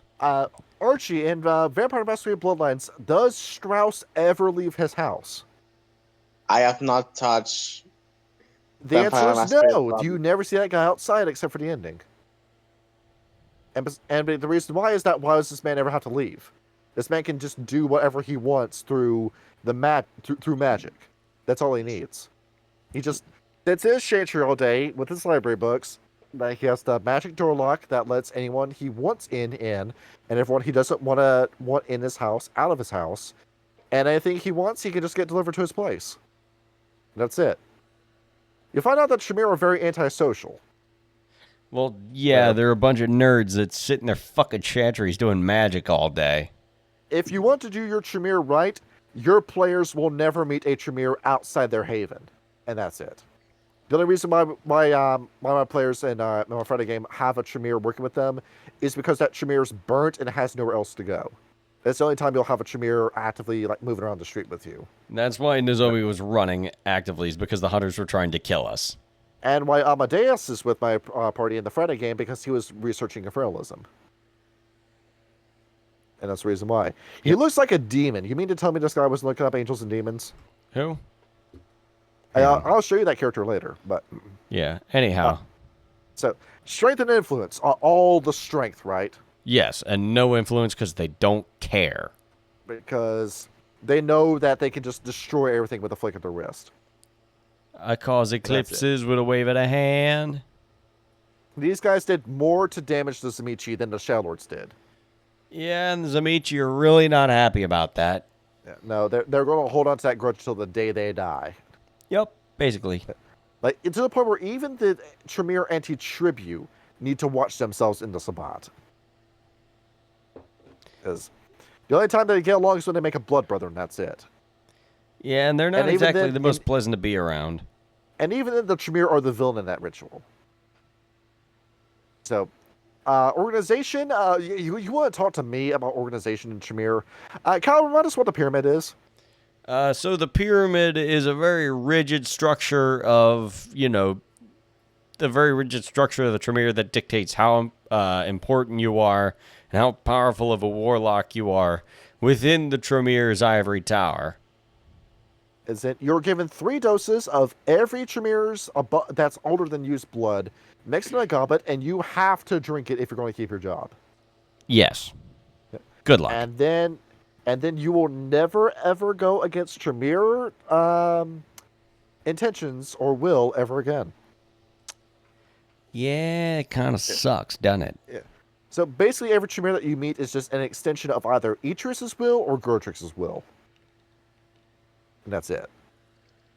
You're not even your own man when you're in the Tremere. Yeah, it kind of sucks, doesn't it? Do you have any concerns? Basically, if the Camarilla ever does go tits up, that's it for them. Yeah, they're Where- going to be kind of fucked. They've got the grudge with Zamichi. They got the Salubri, the deaborization of Salat. And now They've that got someone has taken that body back and is now moving around, they're sweating after that. They've made a lot of enemies, and the only thing keeping those enemies from just demolishing them and everything they've ever been is the Camarilla. Where the pyramid got shattered with that, and then Atreus had to reset the whole pyramid all over again. Goratrix died, and now the Tremere and Anti-Tribute are in complete chaos. And on top of that, they cannot form blood bonds with anyone outside the clan Tremere. So they just have to go off of raw intimidation to maintain their position. Yep. And that's it. As They for are practices and feared, your they are not customs- respected. Practices and customs, you just lock yourself in your house all day, and that's how you live. Again, You are a it recluse. sucks. You are a hermit. It's a wonderful night to spend all day on the internet. They're going to sit inside, eat their pizza, play World of Warcraft, and level up their fucking spells. Your modern day Tremere is a Reddit moderator. All right, now he deserves to die. Yeah, should I pull up that picture of Atreus again? Yes. pull up Atreus. See, is Ryan dead? I think he is. He's dead, isn't he? Ryan has died. He's face down in front of the computer right now. I I've heard like Ryan speak He about works on weekends, so I cannot blame him. that. And we can't do Mondays because he has his parents' dinner. Yeah. There it is. There's our Discord mod. Oh, jeez. I forgot he does fucking look like a Discord mod. He's wearing a fucking bathrobe. He's and got everything. he's got no neck. It's all chin and it's all stubble. He's got long hair because he used to watch a lot of anime from the 1980s and never let it go. He has the freaking neck beard. He does. He does. He's wearing a bathrobe too. You could tell this motherfucker is a pee jug by his bed. He's got pepperoni nipples. That's him leaving over Tremere, by the way. At home chilling, and I think I want some tendies. Mommy, go to the store. Hurry, get them quickly. Good boy points. No need for cash. Doing chores around the house, always a blast. You ever think of like Tremere wakes up one day and like Atreus is there too late, like he's all like cuddled up next to Tremere's body? Yes. It's- Jesus fucking Christ. he wants to wear Tremere's skin. He wants to be inside this man in more ways than one. Would you fuck The me? the biggest man crush in all of Vampire goes to this man. This Reddit moderator and his fucking creepy wizard uncle. Alright, and now the Ventru. It's the Ventru. What more needs to be said? This whole thing would not have happened had it not been for Hardstadt the Younger. Yeah, these are the Camarilla by this point. The Ventru has given up their entire identity as a clan to prop up the Camarilla. They're probably what's sick of that, if I'm being perfectly honest. Well, this is their idea, and they got exactly what they wanted. Yeah, but have you ever had everything you ever wanted, and then you think, well, what the fuck do I do now? Which is why the Ventru tend to be That's the villains in whole- those That's campaigns. the whole plot of Megamind. Yeah, that's exactly what it Basically. is. That Where, honestly, I feel like would be like a great story for Vampire the Masquerade. It's like one of your characters, a Ventru, and he's a prince. He is literally everything, and he's just like, man, this kind of fucking sucks. Oh, the event would be like, Ghoul, we have But the- everything, like- and yet you have nothing. Yep. Your whole plot point is that you are the prince, but you step down from your position and become level 1 again just to give yourself something to do. Yep. And everybody is trying to. You become like a Guybrush Threepwood kind of character where they're like, where the elders are trying to set up shit for you to do, and then it goes completely tits up, and then you're stuck in something way out of your depth, and you realize like, wow, my cozy office and bossing around the sheriffs doesn't seem so bad anymore. I can't have my job back, please. Oh, you already promoted a guy in my space? Yeah, exactly. That would be a fucking phenomenal story. where it's a whole like Prince and the Pauper kind of story. Exactly. And then next thing you know, you've got Sabat, you've got Hunters, you've got Gangrel, and the fucking sheriff that you spent the past 2 decades pushing around is now just laughing at you for being a complete jackass. I think we just wrote another Chronicle. We really did. But hell, Yeah. that would just be a good story to write. I would love Yeah. that. I should just write that and publish it. That'd be great. That'd be a good one. I think there's like something like akin to an open game license, like with Vampire. There might be.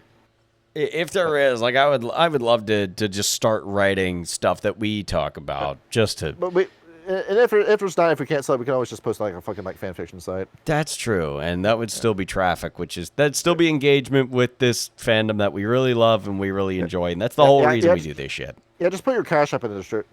For it. There it is. Well, publishing, just send me money. Just throw money at me. Yeah, I mean, hey, it worked for the guy that published Metro, and he got a whole game series out of it. Yeah. So do we really need to go over the Venture for this? Because I feel like just watch our Venture episode if you want to know about this bit. Basically, yeah, that's all there is. Just watch that. Like, there's something we can say in this episode that we didn't already say in the Venture episode. Yeah, it sounds about right. Right. And then the third-party contractor, the Gangrel. Yes. Hello, I am out in the woods. Don't fucking call me. Also, the Gangrel have their eyes open. They know that the Camarilla is a crock of shit that just exists to prop up the Elders, which is why they refuse to directly participate in the Camarilla. Base Neat refuses to participate in the system. So the whole thing is, all we ever wanted was to just go off in the woods and just be with the animals. That's all we want to do. I had an idea a while back, and it was mostly Vic's idea, and I wanted to keep writing it where, it's like post New York. Freddy's got his body back. Colt's back in Canada. He's chilling. And then happens across Vic. Vic's on some vision quest. Informs Colt about Golconda and goes, hey, there's a way you can be a bit more human. I might know how to get there. And he's like, well, I mean, fuck, that would make my life infinitely better. Goes there, gets caught up in some Camarilla bullshit. They convince him, hey, if you help us, we'll help you achieve Golconda. He goes, I mean, what choice do I have now? Gets caught up in all their bullshit. And then at the end of it, doesn't actually achieve Golconda, but gets a little bit closer. And then at the end of it, Alessandro, who I played in Vampire Kiwami, is like, oh, you saved us. If there's anything I can do, please let me know. He goes, well, fuck it, a hot tub would be nice. Gets his hot tub delivered to his house. Alessandro shows up and he's like, hey, by the way, we got you your hot tub, but you're a very talented individual. I did this one for you. No, I'm not doing anything else. It's like the plot of Big Lebowski. He did all of it, just get a rug. Basically, and then he's like, well, yeah, but now this is a really nice house you have out here in the middle of nowhere, and you are in the middle of nowhere. And he's like, hold up, what the fuck are you insinuating? And he's like, we'll call you, don't worry. And he's like, holy fuck, I just got roped in, didn't I? God damn it. And then that sets off a whole other shit. Yeah, that's basically your Gangrel plot, where the Gangrel usually don't have anything involving the Camarilla in their stories, where if you do have a Gangrel in your story, they're only there because of circumstance, or because they were either asked to be a part of that plot, or they're just in the wrong place at the wrong time, or they have a personal stake involving in the story. But besides that, the Gangrel is going to do what you just described. They're going to have their own adventure. That's what I like about the Gangrel, is that they're there completely at a happenstance. And even though they are capable, they're not as brutal survivalists as the Nosferatu. They can hold their own if they need to. There's a reason that the Camarilla uses them as a buffer against the Garrow. It's because the Garrow actually kind of trusts the Gangrel to an extent, is what I read. And in second edition, if you are to consider the events of 5th edition at all, the Gangrel fucking called it with the Second Inquisition and got out of the Camarilla right before everything went tits up. Exactly. They were like, no. This is gonna go bad. We're gonna go hide in the woods again. See ya. Bye. And they're the last man standing by the end of that. And then they come out and they're like, boo hoo hoo. I fucking told you so. Womp womp. Get up off of your ass. Come on. We got work to do. where they will be the cockroaches of the vampire clans. They'll be around when everyone else is dead. Of all the vampires that could probably survive Gehenna, it would be the Nosferatu and the Gangrel. But will they even be themselves at this point? Have you seen what the country gangrel look like? They're basically animals at that point. You're looking the nasty kind. You like Seth Brundle the Fly 1986. Is what Yeah, they're like. gnarled up. You look at that and you're struggling to imagine that used to be a man. Yeah, well, I mean, what's the price of survival? Your humanity. And practices and customs. Do the gangrel have any position of power higher than Primogen? No, and they would prefer it that way. There it is. They just have no real interest in the political world of Vampire the Masquerade. Just fuck responsibility. Fuck this political bullshit. I am here when they need me. They pay me to do so, and then I'm out. Yeah. Archie sounds like a good deal, right? Yeah, it does. So you lot thought I picked Gangrel just to be a furry. I picked Gangrel because I wanted no fucking belt in us. This is revisionist history you're giving me. This is not true. I know when you're lying. But in the end, it turned out to be right, didn't it? And now for the rare instance where you have a clan that is not one of these 7 involved in the Camarilla. There's a whole page dedicated to the Setites, Kyle. Yeah, that's about what it looks like. So the Setites will sometimes say, hey, I'm leaving the Church of Set. I'm going to join the Camarilla. When in actuality, they're still a member of the Church of Set that are in the Camarilla to corrupt it from the inside. And everyone in the Camarilla just lets them do it. Either because they're so arrogant and confident that the Setite will make no progress in corrupting them, or because the Setite has what they want, and they let the Setite into the Camarilla because he's the pusher man that's got the briefcase full of all the stuff that they want. That's the reason why. It's a purely transactional experience with the Setites. The Setites, yeah, they'll hunt a Serpent of Light to their death. But they'll leave a Camarilla Setite alone because they know that the Setite is doing his job in the Camarilla. If a single Primogen or Prince changes their ways overnight, the job is done. You did what you were supposed to do, and you're now Set's one step closer to being revived. So, what we were talking about before with Miss Camarilla, that's exactly what the Setites do, where you got what you wanted. You pushed a woman to become the queen that she needed to be. But was that her decision, or was that yours that made that possible? Well, I don't know. What is truth and what is lies? It's as far as the Setites are concerned, truth is what you make true. We have the power in our hands, as they claim. Now, can you imagine what clans they would get along with? The Setites or the Camarilla? The Setites. And the Camarilla. Well, the Malkavians would kind of understand their game because of that whole shit. Oh, yeah, that's brought up in a paragraph where the Malkavians see right through their bullshit and know what's going on. And the Setites give the Malkavians a wide berth because the Malkavians get in their face and say, I know the reason why you have religion. It's because Set has granddaddy issues, and that's the whole reason why you exist. I think that's hilarious. Yeah. I love that. They know it's bullshit anyway, but guess what? Malkav still joins Set and Nightshade. Yeah. Yeah. And then, Archie, take a guess. What 2 Camarilla clans get along the best with the Setites? Let me see. Yeah, think about this one. Think Bruja? about it. Yes. And one more.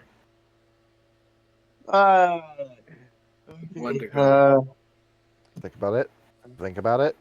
Think about it. Okay. Think about it. It's on the tip of your tongue. I know it. This is what Steve Harvey feels like in Family Feud. I just know it. Yeah, I'd say. Toreador? Yes. Oh, good job. The Bruja and the Toreador are the ones that deal with the Setites the most.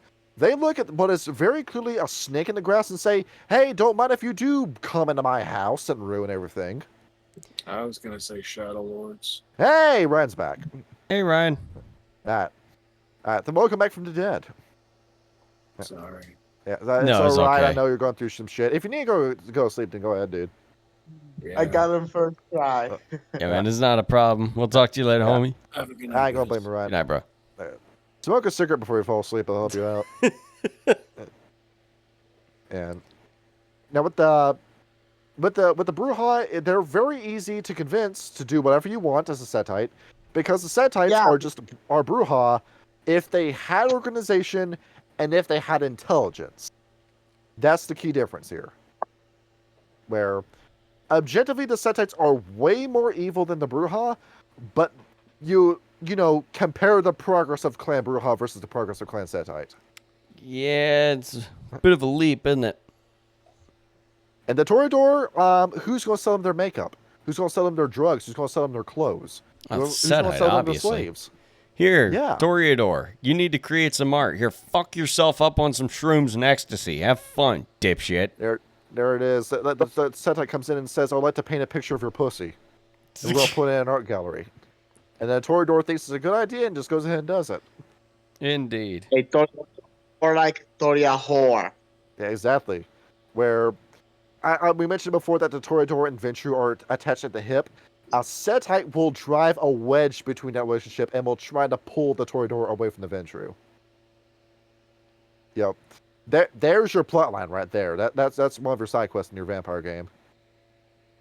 And the other three clans? They're all suspect of the Setites. Where the Nosferatu, the Tremere, and the Ventru all know that this is very clearly a double-dealing backstabber, but he has what you want. Every conversation they have with the Setites, you tread very lightly in the middle of those. And they also say when you roleplay a Setite in the Camarilla, once again, like the Nosferatu, the clan comes first, the Camarilla comes second. You're only using this as a means to an end. And now for the weird ones. Kyle, have we ever talked about the Daughters of Cacophony? I don't know if we ever have. All right, we're going to talk about them now. We're talking about them now. All right. So, the Daughters of Cacophony. Oh, let me go ahead and give me like the... Yay! Let's go ahead and let's get this up.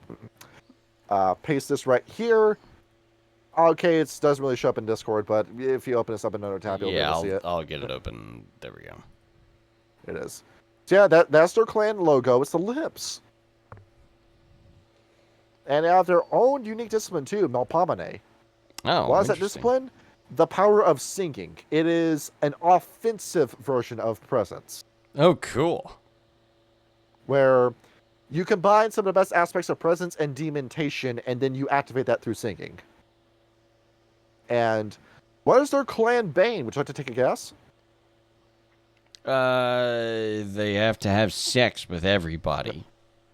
You hear music forever. Damn, bro, Yeah. am I a daughter of cacophony? Holy shit. You have theme music playing in the background forever. It's that bit from Family Guy where Peter wishes for his own theme music, and then he just can't turn it off. Yep. Ride on the bus, there's no seed, who knows the pea? And you I just do hear that remember all the time. Where you basically live and leave it to beavers, what you do all day, every day. But as it turns out, the Daughters of Cacophony, or Sons of Discord if they're a man, are very good musicians at the end of the day. Because after all, the music is just coming to you through some sort of psychic force. I mean, that happens. I literally keep. Let me give you an example. I literally keep a text document on my desk at work of every song that I have stuck in my head every day. And then you have a playlist made out of it. Not really, no. So because the songs sometimes repeat. Sometimes I get the same song stuck in my head multiple days over different times in the day. It's fucking ridiculous. I always have so much fucking music in my head all the time. Now, where did the Daughters of Cacophony come from, do you think? I believe they're an offshoot of the Toreador. At least I think they have to be. Well, they think that. Like, they just showed up one day and said, hey, can we join the Camarilla? And the Venture looked and said, Toreador, is this you? Did you make these guys? And Toreador said, I don't know. It's like, maybe? And the Malkavian said, maybe they're one of us? They might be one of us? Oh, I mean, there's Malkavians that hear music all day, every day, like the Daughters of Cacophony do. And they're thinking like maybe they're like they could be a Malkavian offshoot, they could be a Toreador offshoot, or maybe they're like the Tamahera vampires, where they're a clan that had a 14th Antediluvian who is long dead and was destroyed. Maybe. Who didn't survive the Great Flood. But they're here, and they wanted to be a part of the Camarilla, so nothing wrong with that. Go ahead and let them in. Just let them in. And they don't really have any substantial positions of power, but you know they want to help, and they're here, so why push them away? You know? And then the other group, the Samity. Have we ever talked about these guys before? We have not. Now, with a name like the Samity, what do you think they are? I assume they're an offshoot of the what were they? What were the Middle Eastern vampires? No, these are Caribbean people. Oh, well then no, I have no idea. Archie, you're familiar with these guys? I don't believe he is. He's muted too. But showing you this. No, I am not familiar with those guys. Here's what they look like in studio notes. John? The skin's looking a little tight, methinks. Jesus Christ! That's an obvious masquerade bleach right there. Hey, it's Pirate LeChuck from Adventures on Monkey Island. These are Haitian and Caribbean and Jamaican vampires who supposedly got their origin from the Giovanni after Augustus Giovanni fucked a black man, black woman. Well, he probably has fucked a black man in the past, and he'll deny it. And then Augustus Giovanni said, I slept with no, and then we can't say the word he said. But, the blood had to come from somewhere, Augustus. So, we got these guys in the Caribbean who just happen to have the exact same powers as Giovanni, but they help out the Camarilla instead. Awesome, right? Yep. And and their quote-unquote antediluvian, we actually know who he is. It's Baron Saturday. Where, you saw Princess at the end of Frog, didn't you? I've seen parts of it, yeah. So Dr. Facilier, Yep. that's him. Yeah, and he's voiced by Keith David as well. Yeah. And he looks like this. Oh boy, that's Yeah. Holy shit. He looks like a zombie. He does. He really does. There it is. You know, he kind of looks like if the ghoul from the Fallout TV show got his eye blown out. Yeah. And he put on a nice suit for a change. Yes. He's also got a freaky picture in Beckett's Jihad Diary. He looks like a picture from Scary Stories to Tell in the Dark, but colorized. Those books always freaked me out as a kid. I never even read them. Like, just seeing the title picture of that, it was so fucking freaky, man. You knew that was too intense for you. Yeah, no, but granted, when I was a kid, I was a massive scaredy cat, so to an extent, I still am. Now the Giovanni want the Semity dead, but the Semity are very, very hard to find, Kyle. And you can imagine why, because they just breached the masquerade by existing. Yes. So what do you do with these guys? You pair them up with the Nosferatu and say, hey, what they're doing with the blood pits, you do the same, but with zombies. And so, say a group of hunters wants to invade your haven, you have an entire zombie army to fight you. Now, when we played Las Vegas by Night and we had Dentis in the party, and we found out just how quickly and how strong necromancy is as a discipline, Yes. where zombies with 9 levels of health that just kept succeeding on their soak rolls and just did not ever take damage or fall over. Yeah, they were great. And even if their bodies did fall apart, you could just animate the limbs and they would keep fighting. So, very good to have these guys on your side, right? I'd say so, yes. They certainly helped us. If I did have a plan for Nozomi in Miami by Night, I would play Yosemite. Now, because it only makes sense because Florida. Now, are there any Giovanni in the Camarilla? No, but they are constant clients. If a Giovanni is in the Camarilla, do not expect them to live long. That is a Giovanni that screwed the fucking pooch in the family and is marked for death. And the Giovanni, you know how they treat their traitors. They will not stop until that man is dead. That is a dead man walking in the Camarilla, and the Camarilla knows it. They're going to send that man on a suicide mission. He's going to die. Yeah. Just get him out of there here as soon as possible. They don't even find safety numbers in the Subaltern Anarchs. So Giovanni, if you offend the family that badly, just step into the sun. It's going to be a more merciful death than what the Giovanni will give you. Yes, without a doubt. Assamites. What's their relationship with the Camarilla? We've been over this earlier where it was like, hey, look, do us a favor. We have the information of this guy who betrayed you thousands of years. Go kill him. In exchange, sign this treaty to make sure that you won't kill any of us. Joke's on you. You're not allowed to kill us anymore. You instantly get red listed. Yeah. But the Assamites fucking hate the Camarilla, but they have money. So, what you gonna do? Starve to death?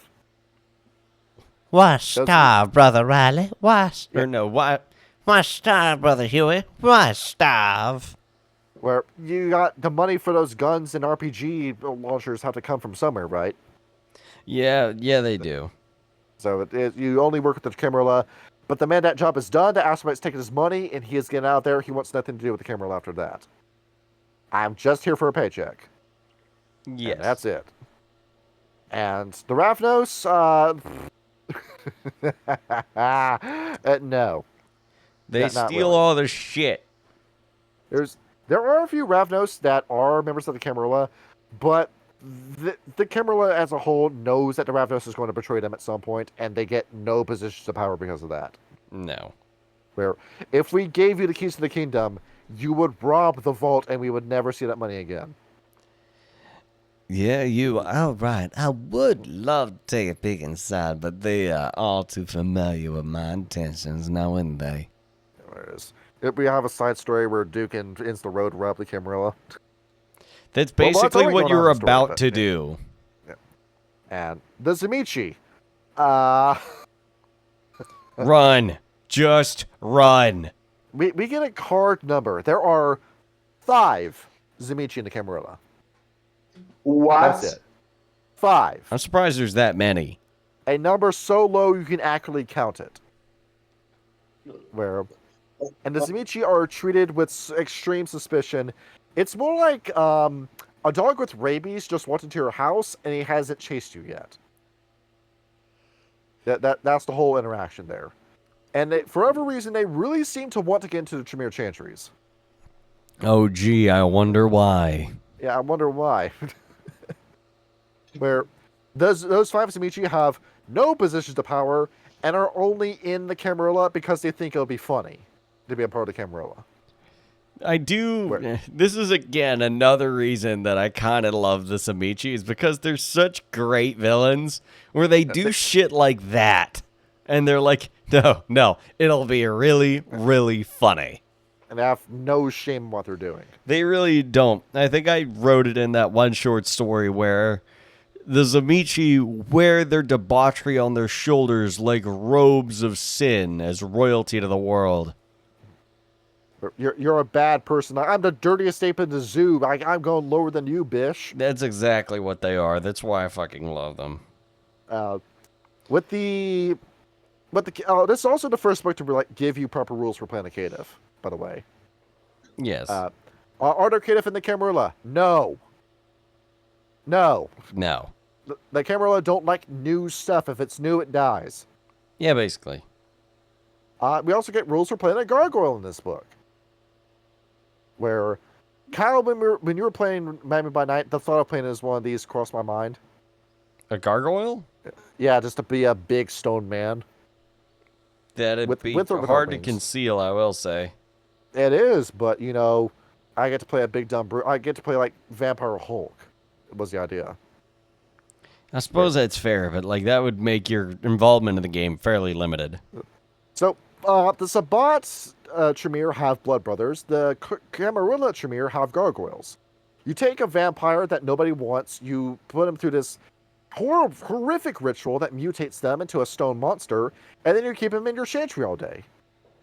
Fun, right? Yes. So, he loses the agency over his own life, but he gets a body that's almost invincible. It is very difficult to kill a gargoyle. That's what I hear. Because you know what Viscerotica does? Their key discipline that's unique to them and only them. What do they get? So Kyle, combine Obfuscate with Fortitude. That's what it does. Obfuscate with Fortitude. Yeah. The first power makes you invisible. Is what happens. How is that not just like high level Obfuscate? Because with Obfuscate, you can run and you can attack while in Obfuscate. Your invisibility ends with Viscerotica. Yes. So it's faster invisibility, but it's more limited in its use. Hey, I have a question. Yes, To make one of the gargoyles, where did the Tremere get the Simichi blood? that's a good question, right? Yes. That's a good question. Hey, we made a gargoyle. Well, where'd you get the blood for it? Oh, why are you asking me that question for? No, don't ask about it. Don't ask where the gargoyle came from. Just look at the gargoyle. Yep. See, you also have a lot of powers that involve being able to tell where people are in buildings. Whereas a gargoyle just puts his hand to a wall, he knows how many people are in that building at one time. That's kind of awesome. So they make for very good watchdogs where the minute a gargoyle is chasing you, you will not hide from that gargoyle, you just have to outrun it.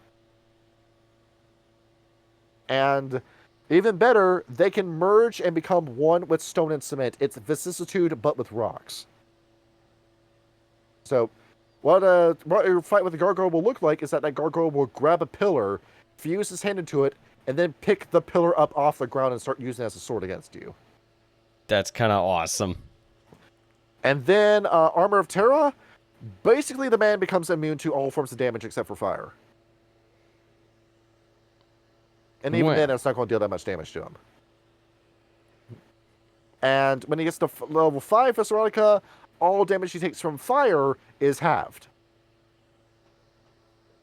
So, these are the people that made Zimichi lose the Blood War. Because they're just that fucking strong. Also, they don't suffer from Motschreck at level 6. Incredible, right? Jesus Christ. So they can look fire. They can look at fire directly, and they won't freak out. And finally, at level 7, they can command the building itself to fight for them. Yes, you heard me right. That's probably a masquerade beach, but you never know. Where you're in a room fighting a guy, and then all of a sudden you fall back, the floor will turn itself into spikes that impale you. And then, behold, that's it, you're staked. Or you can get a different discipline, flight, which gives you wings and you fly with them, bombs away. That's all it really does. You have a jet fighter. Congratulations. Congratulations, you can now fly. I just remember the gargoyles from the Hunchback of Notre Dame. That's what they are all day. These guys who are... They just make jokes the entire time with the Tremere. They go. Also, these guys are conditioned by the Tremere and given this massive propaganda campaign to hate the Sabbat with every fiber of their being. They have a safety lock on them. You will never see these guys quit the Camarilla. Unless you're Vistania, who has quit the Camarilla and has taken off her gargoyles babies with her, and is now often, I think she's either Sabbat or independent, doing whatever she wants with her kids. Okay, I have a question. Yes. If a gargoyle is exposed to sunlight, do they burn like any vampire or just turn to stone? Viscerotica can save you from that. Where you see those statues outside the churches? It's like Toy Story, where they disappear during the night, but when it's daytime, they happen to be there all of a sudden. All right. Huh. So, yes, you do not want to fight one of these guys one-on-one because you will lose that fight every time. And also, Yes. I think Viscerotica makes you immune to vicissitude. I could be wrong about that. Because, stone. Yeah, it probably doesn't work the same. And then, Kyle, we have an entire page dedicated to the Sombra Anti-Tribu. The reverse Anti-Tribu, right? Because usually Anti-Tribu means you're part of the Sabbat. but that's already part of Sabbat. So, it's the reverse of the reversal, really. Yes. Now, why would an Let's Alsambra join the Camarilla? Because they're heretics. Because well, they're kind of sick because of. Go ahead. because you have fucked up so badly in the Sabbat that you cannot scheme anymore in the Sabbat. So on your hands and knees, you have to grovel before the Ventru to get a crumb of their power. That's what happens to you. That is heretical for the Yep. path of the night. These guys are usually new Lasombra, where their Lasombra, they're embracing them as a mistake as far as their sires are concerned. Because they just got sick to death of their sires treating them like shit for their entire lives, that they just gave them the middle finger, quit, and joined the Camarilla. Or it's a member of the Lasombra that has something good in the Sabbat, but then everything fell apart, and then the Camarilla was the only way they were going to maintain their own lives. Yep. And, They're honestly probably better off, if I'm being honest. and because the Ventru control the Camarilla, these guys never get positions of power. They don't even get titles. They're just outcasts. A fake role in the Camarilla that is a guy who is sent on missions that are designed to kill him. And that's it. So, enjoy your abject hell, as I will Sunbrand and to trip you. You know, there is a way to escape from it. I'm just letting you know. Just don't play the game. Yeah, That's it's not- grand. I've got an episode here all to myself. It's grand. I love it. You gotta be the Chad McShadstein vampire amongst the Lasombra. But even if you are the Lasombra, you're not gonna be in that situation to begin with. No, because you Yeah. own the Sabbat. So you're just a Yeah, fuck up by that point. You're just a failure. That's all you are. Bro, just step in the sun, for real. It's over. It's never been so over. I love that one. I saw this one post a long time ago that was like, and it had like the picture of the big glass house that the Cullen family lived in Twilight, and it was like, why is it that they always show vampires living in castles or extravagant mansions in fiction? And the first comment on it was like, if your ass been alive since 1867 and you're still broke, just step into the sun. Along with what's in this book, you get a whole bunch of thaumaturgy paths in this book too. Oh. Are they in the Tremere book as well? No, the Tremere book has two paths, like the Path of the 11 Bolt and the Path of Shadows. This book has the green path, plant powers. I'd Kyle, sing would the that song, make- but I know you'd be very mad at me for singing the song. Kyle, do you want to create the pants-shitting terror of Vault 22 in New Vegas? I think it would be honestly kind of tight. Yep. I assume that's you're got- also not a fan of like the Umbrella Lab and Resident Evil 2 remake. Oh, hell no. Oh. Yeah, even I was like kind of perturbed by that part. That was rough. That was fucking creepy as shit. The music certainly didn't help either. But I don't care like who you are. That shit's just scary. It's That's just terrifying. fucking scary. Yeah. And like Vault 22, that's like one of the few levels of video games that I just cannot bring myself to play because it freaks me out that badly.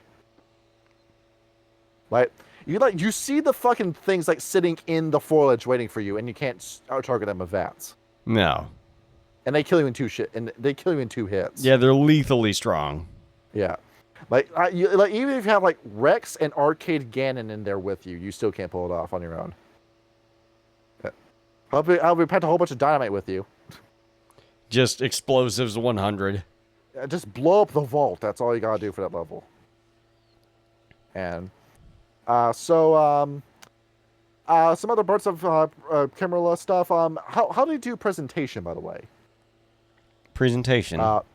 Imagine how much money the Camarilla spends on just meetings alone.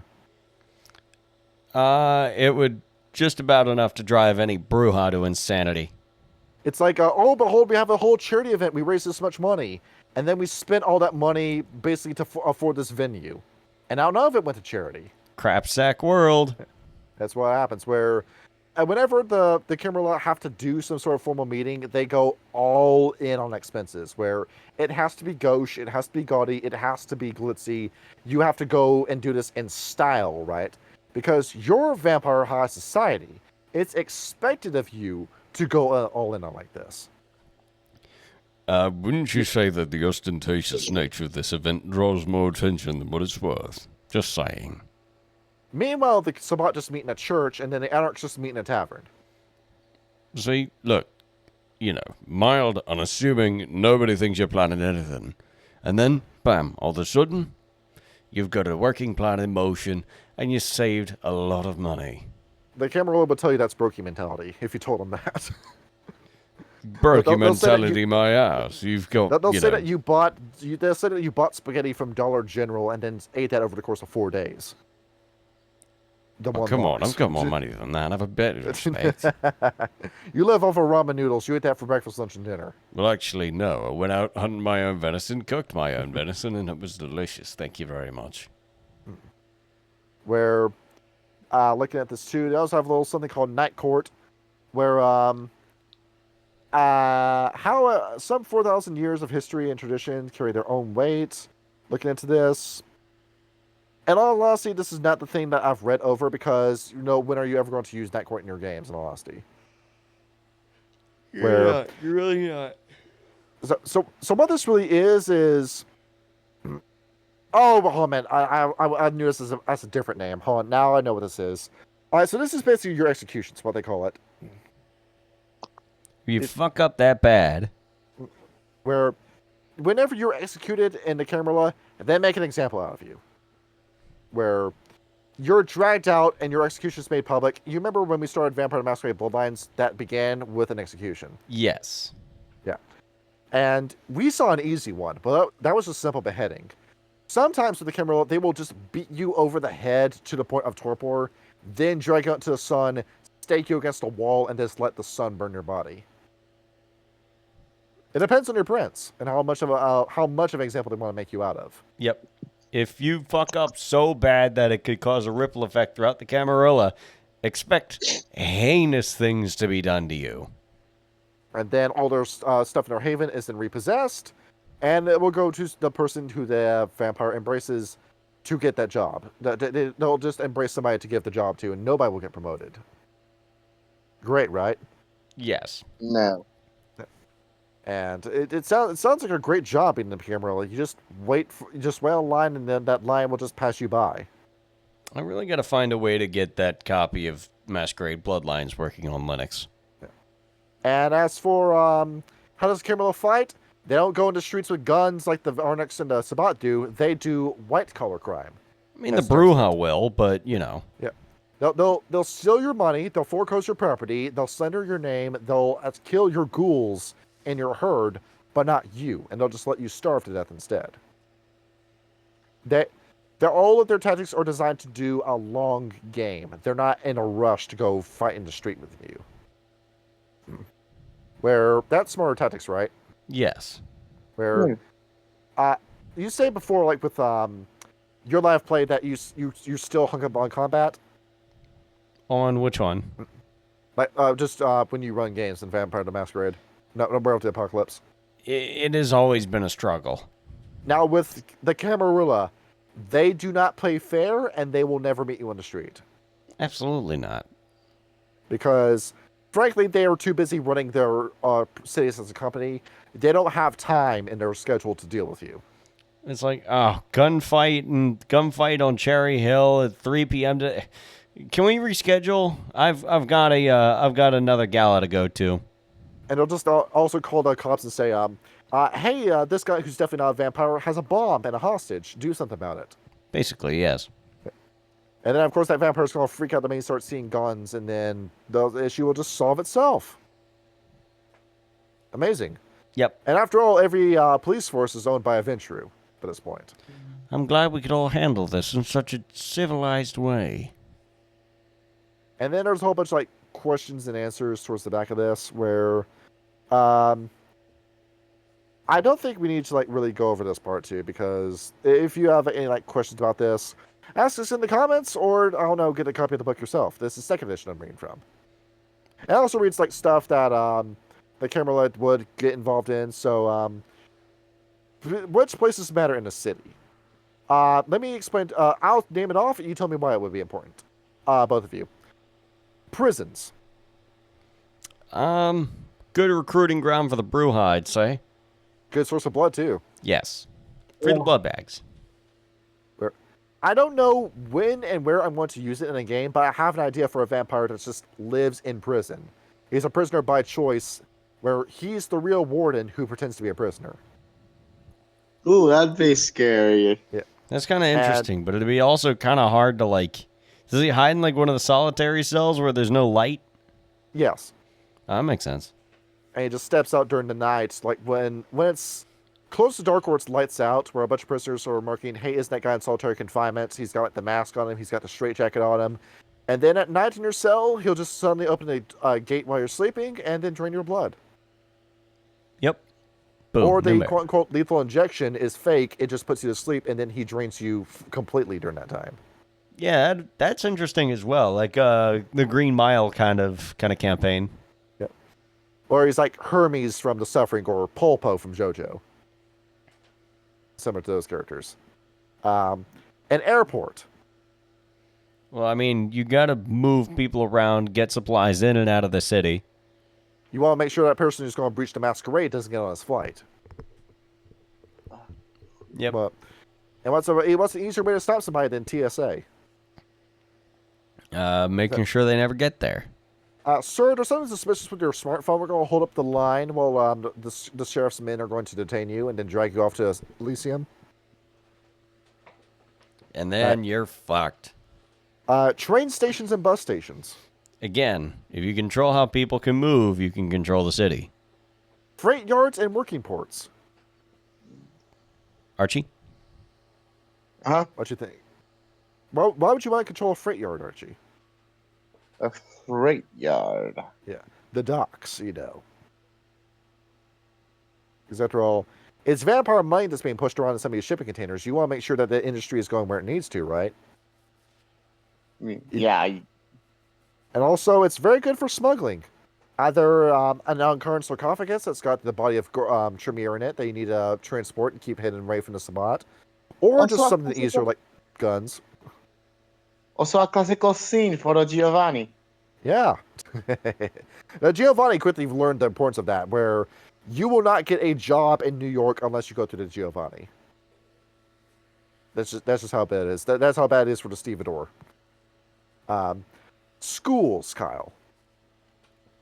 Well, from what I saw, those are also another good breeding ground. Another good breeding ground to find Tremere and Bruja Childer. And Toreador for like the cheerleader types. Well, and for just art students in general. And also, it's a pretty good place to have a haven, right?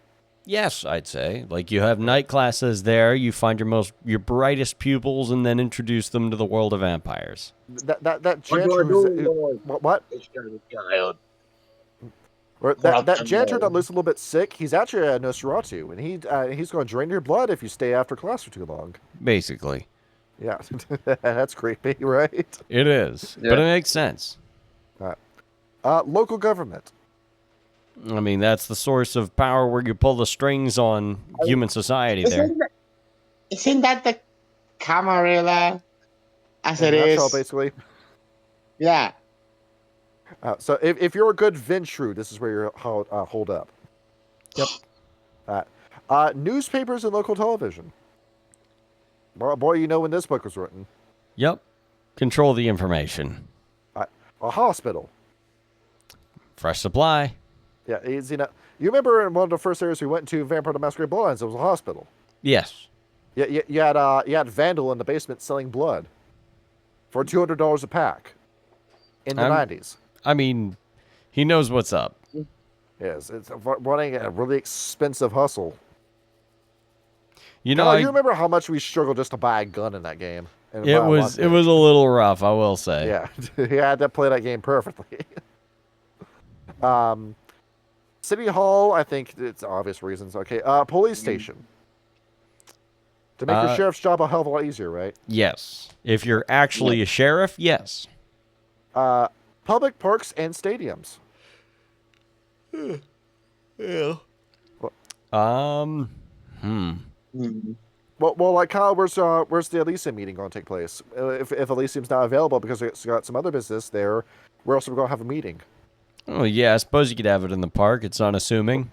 We're going to have it at this Time Warner Cable Stadium, now known as the Spectrum Stadium, in the middle of Charlotte, and we're going to have a meeting at the same place where the Panthers play their games.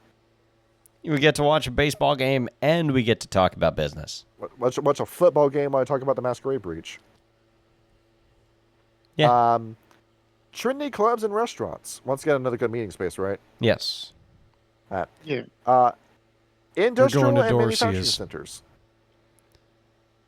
Again, more opportunities for smuggling. Money. A homeless shelter. Good source of information. And And more a good spot blood. to find a new Nosferatu. Yes. And also Bonars. Yep. You want the Nosferatu and the Bonars to be like good friends with each other. Yes. I say a good spot to feed. Yeah, exactly. Because nobody's gonna miss these guys. Yeah. That's the thing about... You go to see subreddits, Archie, and everybody fucking hates the homeless on those sites. I remember there is in goodness gracious, Las Vegas by night, and Dentiste had like a thing where he was like resistant to toxins. He fed on a woman who was like overdosing on meth or something, and I Dying from a meth overdose as he was feeding. Yep, and then like I just posted the picture or the gif of like the guy on Hot Ones like, what the fuck? Idris Elba. Cities are the best place for vampires because there's so much people that nobody would really care if anyone disappears. Yeah, behold, delicious crack whore for dinner. Yay. A real estate company. If you're a good Venture player, you have one of these. A fire department. That's a bit of an odd one. Why? Why? Well, who are you gonna call when your haven's on fire? That's true. But aren't vampires afraid of fire? Yeah, so Actually, when your yes. haven is burning down while you're asleep, the fire department will say, hey, this guy posted a lot of weight in this community. Let's go save his house from a fire first before anyone else's. Yes. Local charities. All the fraud. All the financial fraud. Crapsack world. You need a vampire doesn't need to control a charity to be evil. And last one I'll go over, the morgue. Where are you going to go if you need a mass embrace? Why would you mass embrace though? There it is. You got just because the spotter in town have swarmed the city, and we need to get bodies somewhere today.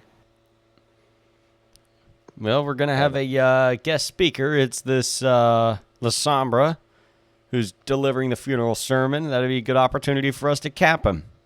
It'll be a good opportunity for him to use the infernal ritual that he definitely knows.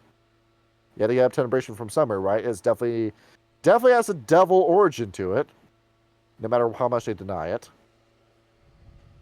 And let's see. Looking through the rest of this. Is there anything in this book that we need to bring up today? Yeah, there's a really good Q&A section in this book, by the way. Is there? Yeah. Yeah, and this is actually a book that's worth spending money on. I mean, I did notice there's quite a bit of information jam-packed into this book. There is. And a whole section. Is that there's an entire chronicle at the back? Is there actually? Yeah, it's a whole story mode in case you have no ideas. Oh, good shit. There it is. And there's, well, it's not full written stuff like Under a Blood Red Moon, but, it gives you plenty of ideas for campaigns to run. That's still pretty damn cool. There it is. And also, it's talking about the Anarchs in this. Okay, so the Anarchs and Camarilla relationship. The Anarchs just keep their heads down, and the Camarilla doesn't kill them. That's the extent of the relationship. Where, as long as they aren't starting shit, they're willing to live with each other. Basically. Yep. And then, it looks like these guys didn't know if they were going to have the money or the time to make an Anarch book, because they put basically all the Camarilla versions of all the Camarilla clans, but the Anarch versions in the back of this book. Along with their anti-tribute version. There's a lot of stuff in this book. Damn, all right. Yeah, there is. Ah. Well, Kyle, would you want to run the Camarilla campaign?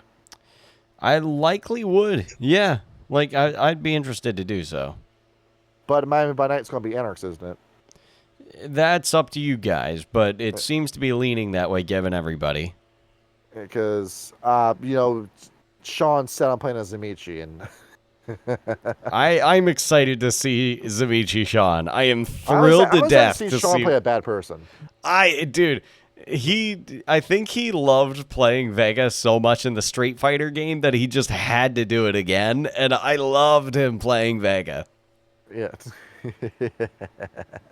I am so thrilled for that game. Like, I have barely any idea of the story at this point in time, but like, I'm excited for when we do get there. It is. And with the Camarilla game, the Sabbat interests me more, and if I run a vampire game, it's usually Sabbat centered. Where when I ran Las Vegas by Night, Disco by Night, and the first version of Disco by Night, I tried running, that got ruined because we had a racist in the chat as one of the players. But usually it's the Sabbat I go for, but I really should do a Camarilla game at some point. I think it'd be fun. I just need some inspiration. Now, Archie. Yes. Do you storytell? No. All right. But Would you play in a Camarilla game? well, I not storytell, but I wish I to do it someday. Like, say, like, hypothetically, like, say the game that after you finish Rage Coast Egypt, that I start a vampire game. Yeah. And it's Camarilla related. If I were to put you on the spot right now and say between the Camarilla 7, which one would you go for? Okay. Let me see. Options and options. Yeah, lots of options. I'll pick my options. Yes. I also got a bunch of shit I need to send Kyle in the DM. Let's see. Giorgio, the peanut butter box is here. Options. Oh boy. Let's see. Let's see. I think think about I pick Gangrel or Gangrel. Gangrel. Well, Kyle, looks like you got some solidarity here. Based. That is. You won't be the third-party contractor. Yes. Right. If anything goes wrong, you will not be directly to blame for it. Yeah. God, I love plausible deniability. It's my favorite. And there we go. So I think that's enough for a Camarilla episode. Yes. I like the Camarilla. They're a good faction. They're cool. The Sabbat are objectively right, but the Camarilla are fun. So there we are. So yeah, these are guys. Honestly, I like making them more antagonists than I do protagonists. I suppose that's fair, but I mean, I like them better as sort of like a neutral evil, I guess. Yeah, like every game I've had the Camarilla in, they've been a force of evil. Well, I mean, that's funny because usually they have the Sabbat as the force of evil in a lot of games. Well, it's because I understand the Sabbat's mission. I actually sympathize with the Sabbat, where these are monsters that eat people, but I can see what you used to be, and I feel sympathy towards that. Yeah, that makes sense. Well, it's not just that; it's the fact that they understand the threat posed by the antediluvians. And they're right. They're objectively right, but they go about in all the wrong ways. Which, yeah, makes them a more sympathetic villain.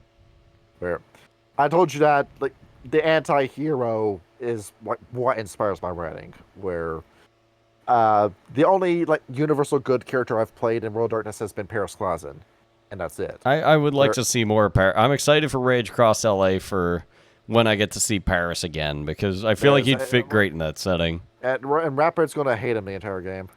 Wait, who's Rapid planning on playing for that? Well, I don't know yet, but he hated him when we did the Minnesota game, so he's going to hate him all over again. I feel like you've developed him enough, and I feel like LA is going to be such a disparate setting compared to Appalachia that I think it might grow on him. And that Minnesota game just fucking sucked. Yeah. It's like I promise I'll be at least better than that. like Archie was in that game with me too. Like we didn't get to see shit from Archie in that game. Where Kai's like his sonic shard was just there the whole game, and that's because Sox went all in on Paris. So I'm saying, I was like just giving him hints too, like dog, quit focusing so much on Paris. Give someone else some screen time. Yeah, Just I don't know exactly. The whole thing just revolved around faster in sound. That bothered me. like you don't just say, "Oh, here's my backstory." Okay, let me just put the whole thing in the game verbatim. Like, no, you work with the player to compromise with the backstory. That's what you're supposed to do as an Ninja Master. Anyhow, yeah, Camarilla, they're cool. Yes, there it is. It's worth checking out as a protagonist, antagonist, or just a faction that you deal with. In the meantime, Yes. it's always good to have the Camarilla in your game because hey, this is the faction that built Vampire the Masquerade. That it is. So, yeah, they're important. Have Camarilla. All right. Good night, everybody. So, all right, GN. Good night.